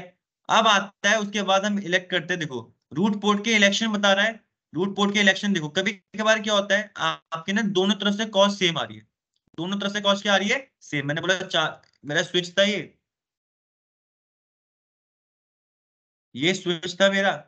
अब मुझे यहाँ पर रूट पोर्ट इलेक्ट करना है इन दोनों पोर्ट के बीच में, और दोनों पोर्ट से रूट ब्रिज तक पहुंचने की कॉस्ट क्या आ रही है? 4 4 मान लेते हैं। तो भाई इससे तो आइडेंटिफाई हो नहीं पाएगा कौन बनेगा रूट पोर्ट।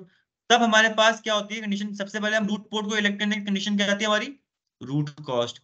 अगर ये टाई हो जाए, अगर ये टाई हो जाए उसके बाद हमारे पास एक और कंडीशन है जिसको हम यूज कर सकते हैं, तब जाएंगे। अगर ये टाई हो गई तब जाना पड़ेगा। अगर टाई नहीं हुई, इसकी 8 आ रही है इसकी 4 आ रही है, तब तो आइडेंटिफाई हो जाएगा, ऊपर वाला बनेगा रूट पोर्ट। बट अगर नहीं आइडेंटिफाई हो पा रहा है, 4 4 आ रही है, हमारे पास एक और क्राइटेरिया जिससे आइडेंटिफाई कर पाते हैं, वो है लोएस्ट नेबर की ब्रिज आईडी। किसकी ब्रिज आईडी? नेबर की। अपनी नहीं बोल रहा है, जो इसके सामने पोर्ट होगा ना, जो भी स्विच होगा उसकी ब्रिज आईडी बोल रहे हैं। ब्रिज आईडी समझते हो? ब्रिज आईडी क्या होती है? Priority plus MAC address. ठीक है। और तीसरा क्या है? लोएस्ट नेबर की पोर्ट आईडी। तो पहले ये समझते हैं ब्रिज आईडी वाला, फिर पोर्ट आईडी समझेंगे। ठीक है। इसके बाद डेफिनेटली आपके सामने एक लैब होगी। चलो सर आपके सामने ये एक ही करके करेंगे। ठीक है। आपका काम है रूट ब्रिज आइडेंटिफाई करना। बता दो रूट ब्रिज कौन बनेगा?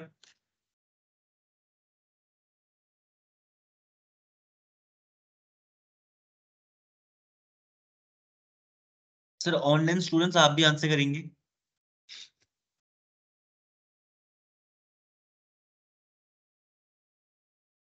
स्विच 2 बनेगा यहाँ पर स्विच ऐसे 3। ऑफलाइन।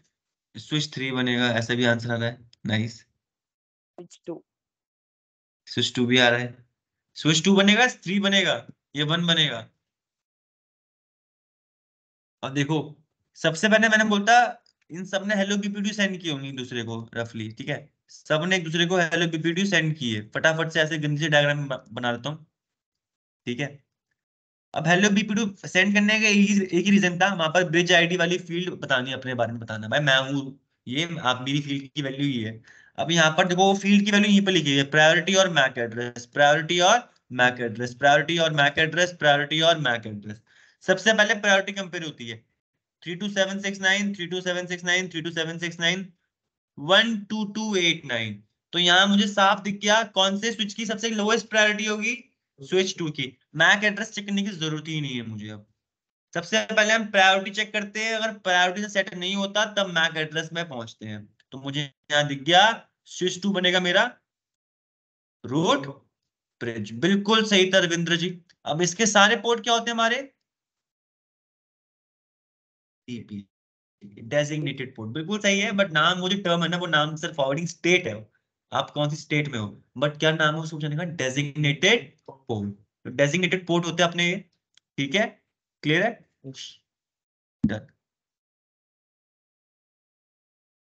DP DP. अब यहाँ पर देखो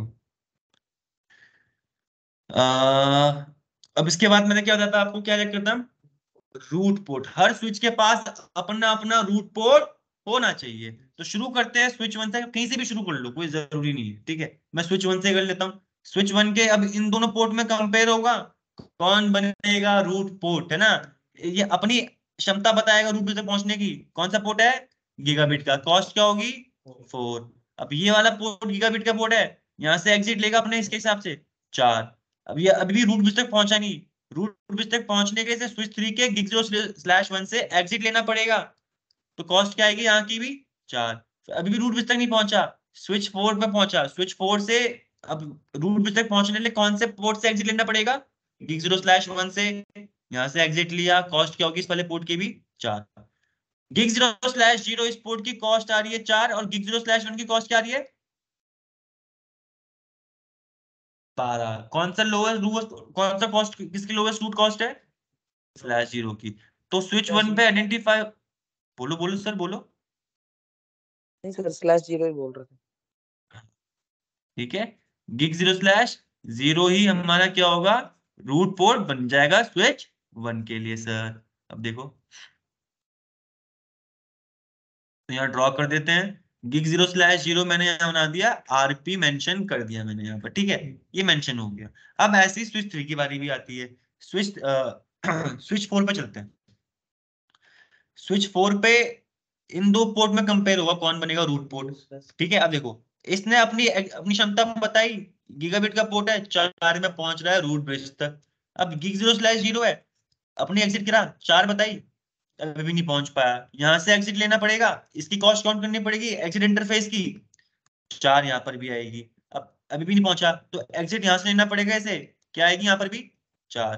तो गिग 0/1 की कॉस्ट आ रही है 4 और गिग 0/4 की कॉस्ट क्या आ रही है टोटल 12। तो इसमें लोवेस्ट कौन बन गया हमारा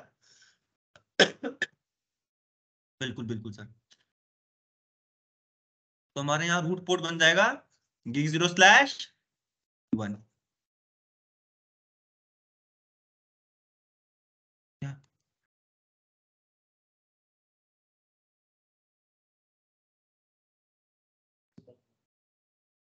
हाँ स्विच 4 में बोल रहे हो ना। हाँ तो इन दोनों में फाइंड करने की कोशिश करें कि भाई कौन सा बेस्ट पाथ होगा रूट रूट से पहुंचने का। तो कौन सा बेस्ट पाथ बन रहा है हमारा, कॉस्ट इसकी सबसे लोवेस्ट होगी।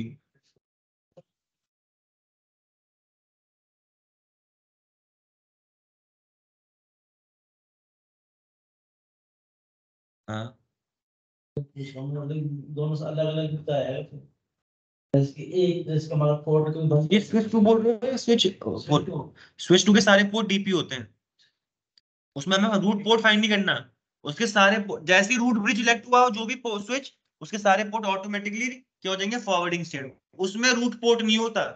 रूट ब्रिज में कभी कोई रूट पोर्ट नहीं होता। ठीक है, रूट पोर्ट होता है बाकी स्विचेस में कि भाई तुम अपने वहां से मेरे रूट ब्रिज तक पहुंचने का रास्ता तुम्हारे पास है या नहीं, और होता ही है हर स्विच के पास होता है। ठीक है, इसका कोई इसका यहाँ पर रूट पोर्ट नहीं है, रूट पोर्ट तो मैं यहाँ लिख रहा हूँ, ये सारे इसके डीपी पोर्ट है, डेजिग्नेटेड पोर्ट। ठीक है, अब बचा स्विच 3। अब इसके इन दोनों पोर्ट में कंपेयर करना पड़ेगा। अब इन दोनों में लड़ाई होगी ना कौन बनेगा रूट पोर्ट। चलो गिग 0/0 से करते हैं। इसने अपनी बताई एग्जिट यहां से करेगा तो क्या कॉस्ट बताएगा नवीन सर, अब अभी भी रूट तक नहीं पहुंचा, इसको एग्जिट लेना पड़ेगा स्विच 1 के, क्या कॉस्ट बताएगा अपनी यहाँ से। तो टोटल कॉस्ट क्या आ गई इस वाले पाथ की 8। अब ये गिग 0/1 अपनी कॉस्ट बताएगा 4, यहाँ से एग्जिट लेना पड़ेगा इस वाले पोर्ट से 4। तो क्या हो गया सर यहाँ पर कॉस्ट क्या आ गई यहाँ की भी।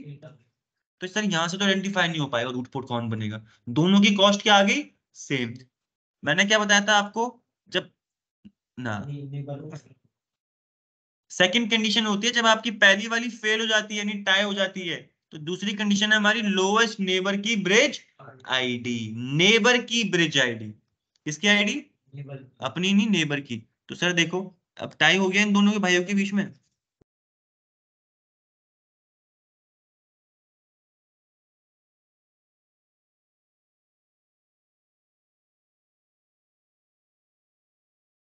तो बताओ गिग 0/0 का नेबर कौन है, ये, इसका नेबर कौन है ये। मैंने बोलता कि अब इन दोनों की नेबर को कंपेयर करो कि किसकी लोएस्ट ब्रिज आईडी है, किसकी लोएस्ट ब्रिज आईडी है। प्रायोरिटी तो सेम हमारी सेम सेम है, तो ब्रिज आईडी दोनों की भी नहीं हुई, मैक एड्रेस की बेस में कंपेयर करना पड़ेगा 0 8। तो किसकी लोएस्ट है सबसे मैक एड्रेस में, स्विच 1 की मैक ब्रिज आईडी लोएस्ट है। तो ये वाला पोर्ट बन जाएगा हमारा क्या आरपी। जिस भी पोर्ट की नेबर की ब्रिज आईडी सबसे लोएस्ट होती है वो क्या बन जाता है हमारा। तो देखो जो हम कंपेयर करेंगे अब इसके नेबर को इसके नेबर के साथ कंपेयर करेंगे, यानी इन दोनों पोर्ट के नेबर को एक दूसरे से कंपेयर करेंगे। तो जिस भी नेबर की सबसे लोएस्ट ब्रिज आईडी होगी उसके सामने जो पोर्ट होगा वो बन जाएगा हमारा आरपी। तो देखो हर स्विच में आरपी आरपी आरपी तो बन गया है। ठीक है, ऐसा कोई पोर्ट है अब देखो, फिर मैंने आपको बताया जब आपने आरपी पोर्ट फाइंड कर लिए, आरपी के सामने हमेशा क्या होता है, तो कोई ऐसा पोर्ट है जो आरपी के सामने डीपी ना हो। Yes sir. देखो अब ये था ना स्विच इसका, तो इसके सामने पोर्ट क्या होगा हमारा, ये वाला ऑटोमेटिकली बन जाएगा हमारा डीपी पोर्ट फॉरवर्डिंग। ठीक है, तो देखो आरपी के सामने डीपी, आरपी के सामने डीपी, आरपी के सामने डीपी, है ना क्लियर। ये तो पहले था नहीं, हमने बना भी दिया, होता भी ऐसे ही है। ठीक है, अब बचा इसका सिनेरियो, इनमें से एक पोर्ट बनेगा फॉरवर्डिंग, एक पोर्ट बनेगा हमारा ब्लॉक, क्योंकि अगर ब्लॉक नहीं करेंगे तो वापस लूप में अटक जाएंगे। एसटीपी का काम ही था क्या, एक पोर्ट को ब्लॉक करने का। तो अब देखो, अगर आपकी ब्रिज प्रायोरिटी भी सेम आ जाती है ना, अगर आपकी ब्रिज प्रायोरिटी भी सेम आ जाती है, तो यहाँ पर नेबर आईडी भी सेम आ जाती है हमारी। अगर मैंने बोला दोनों की नेबर आईडी भी सेम हो जाती है, तो हमारे पास तीसरी कंडीशन भी थी गाइस, लोएस्ट नेबर की पोर्ट आईडी।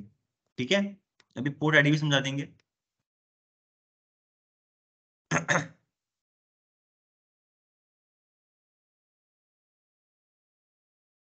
यहाँ पर देखो, अब ये चीज है आपका जो आखिरी, देखो ये चीज समझानी मुझे आखिरी में आपको आइडेंटिफाई करने के लिए कौन सा पोर्ट ब्लॉक में जाएगा।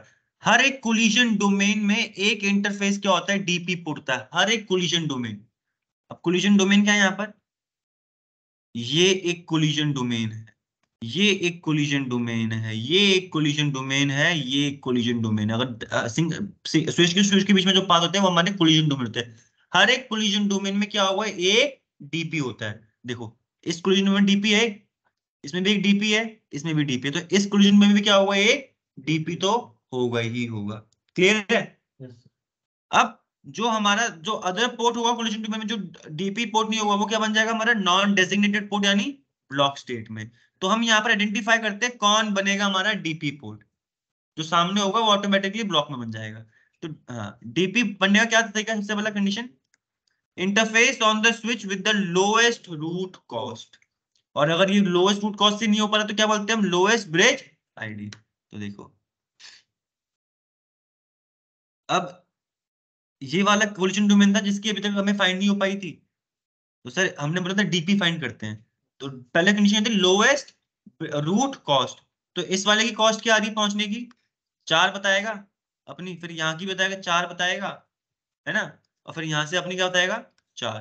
तो गिग 0/0 की कॉस्ट क्या आ रही है 12, गिग 0/1 अपनी बताएगा रूट कॉस्ट, इसने 4 बताई अपनी, फिर यहाँ से एग्जिट लेगा 4, तो कॉस्ट इसकी क्या आ रही है गिग 0/1 की 8। तो किसकी लोएस्ट रूट कॉस्ट है, स्विच 3 की नहीं, स्विच 3 के गिग 0/1 की। तो अब इस वाले केस में हमारे में क्या हो गया, ये वाला पोर्ट हमारा क्या बन जाएगा टीपी, और जो उसके सामने होगा ऑटोमेटिक जो लास्ट पोर्ट होगा वो क्या बन जाएगा हमारा नॉन डेजिग्नेटेड पोर्ट, यानी ब्लॉक। क्लियर, ये क्लियर नहीं है, ये आपको संक्षेप है, मतलब कि थोड़ा बहुत ब्रीफ में बताया अच्छे से, जो भी चीज बता सकते हैं इसके बारे में। एसटीपी तो 4 सीसीएन के हिसाब से ज्यादा आपको स्ट्रेस नहीं देना होता इनको लेके। ठीक है, जब सीसीएनपी पढ़ते होंगे आपको पता है कि भाई एसटीपी के पीछे बहुत सारी चीजें हैं, इसके पीछे इतना समझ में आ गया तो आप आगे चीज समझ पाओगे, ये कंडीशंस है। ठीक है, तो इन कंडीशन को छोड़ना नहीं है, समझना है। ठीक है, ये एक चीजें हैं, आप जब ये पीडीएफ पढ़ोगे तो आपको बहुत सारी चीजें इसमें समझने को मिलेगी। ठीक है, तो इसे पढ़िएगा एक बारी, आपको क्लियर होगा। और इसमें कुछ है तो मेरे से एक्सचेंज दीजिएगा। इसने बोला every collision domain has a single STP designated, मतलब कि हर एक कोलिजन डोमेन के पास एक डीपी पोर्ट तो होता ही है, मैंने अभी आपको कंफर्म कराया। If the switch with the lowest root cost will make the port, जिस भी स्विच पोर्ट की हमारी लोएस्ट रूट कॉस्ट होती है वो डीपी पोर्ट बन जाता है automatically. If the root cost is the same, अगर आपकी सेम आ रही है तो फिर आप ब्रिज आईडी देखते हो डीपी पोर्ट बनाने के लिए, जो ऊपर यहाँ मेंशन किया गया है अभी जस्ट, ये जो मेंशन किया गया है ये वही बता रहा है आपको। ठीक है, the other switch make the, जो भी आपका एक डीपी हो गया तो सामने अगर जो पोर्ट समझ नहीं आ रहा क्या बनेगा, वो क्या बन जाएगा ब्लॉक स्टेट में ऑटोमेटिकली बन जाएगा। तो ये चीज आपको फाइंड करनी है। सबसे पहले हम क्या फाइंड करते हैं, the switch with the lowest root cost will make it post as DP port. ठीक है, और फिर if the root cost is the switch with the lowest bit ID will make the port as designated port और other port क्या बन जाएगा हमारा non designated port. ये एसटीपी का पूरा ब्रीफ है अच्छे से, एक बार पढ़ना, वीडियो देखना, सुनना और टोपोलॉजी करना, क्लियर हो जाएगा। ठीक है, एसटीपी अपने आप चल रहा होता है, आपको कॉन्फ़िगरेशन करने की जरूरत नहीं पड़ती, बट आपको पता होना चाहिए किस बेसिस में इसने पोर्ट ब्लॉक करा होगा, क्या वो पोर्ट ब्लॉक है या मेरा खराब हो रखा है। ठीक है, दैट्स ऑल फॉर टुडे। थोड़ा पढ़ के आइए कल इसमें करिए। ठीक है, take care guys, have a great day. Block खुद से भी करवाना होता है, कोई कोड करवाना चाहिए।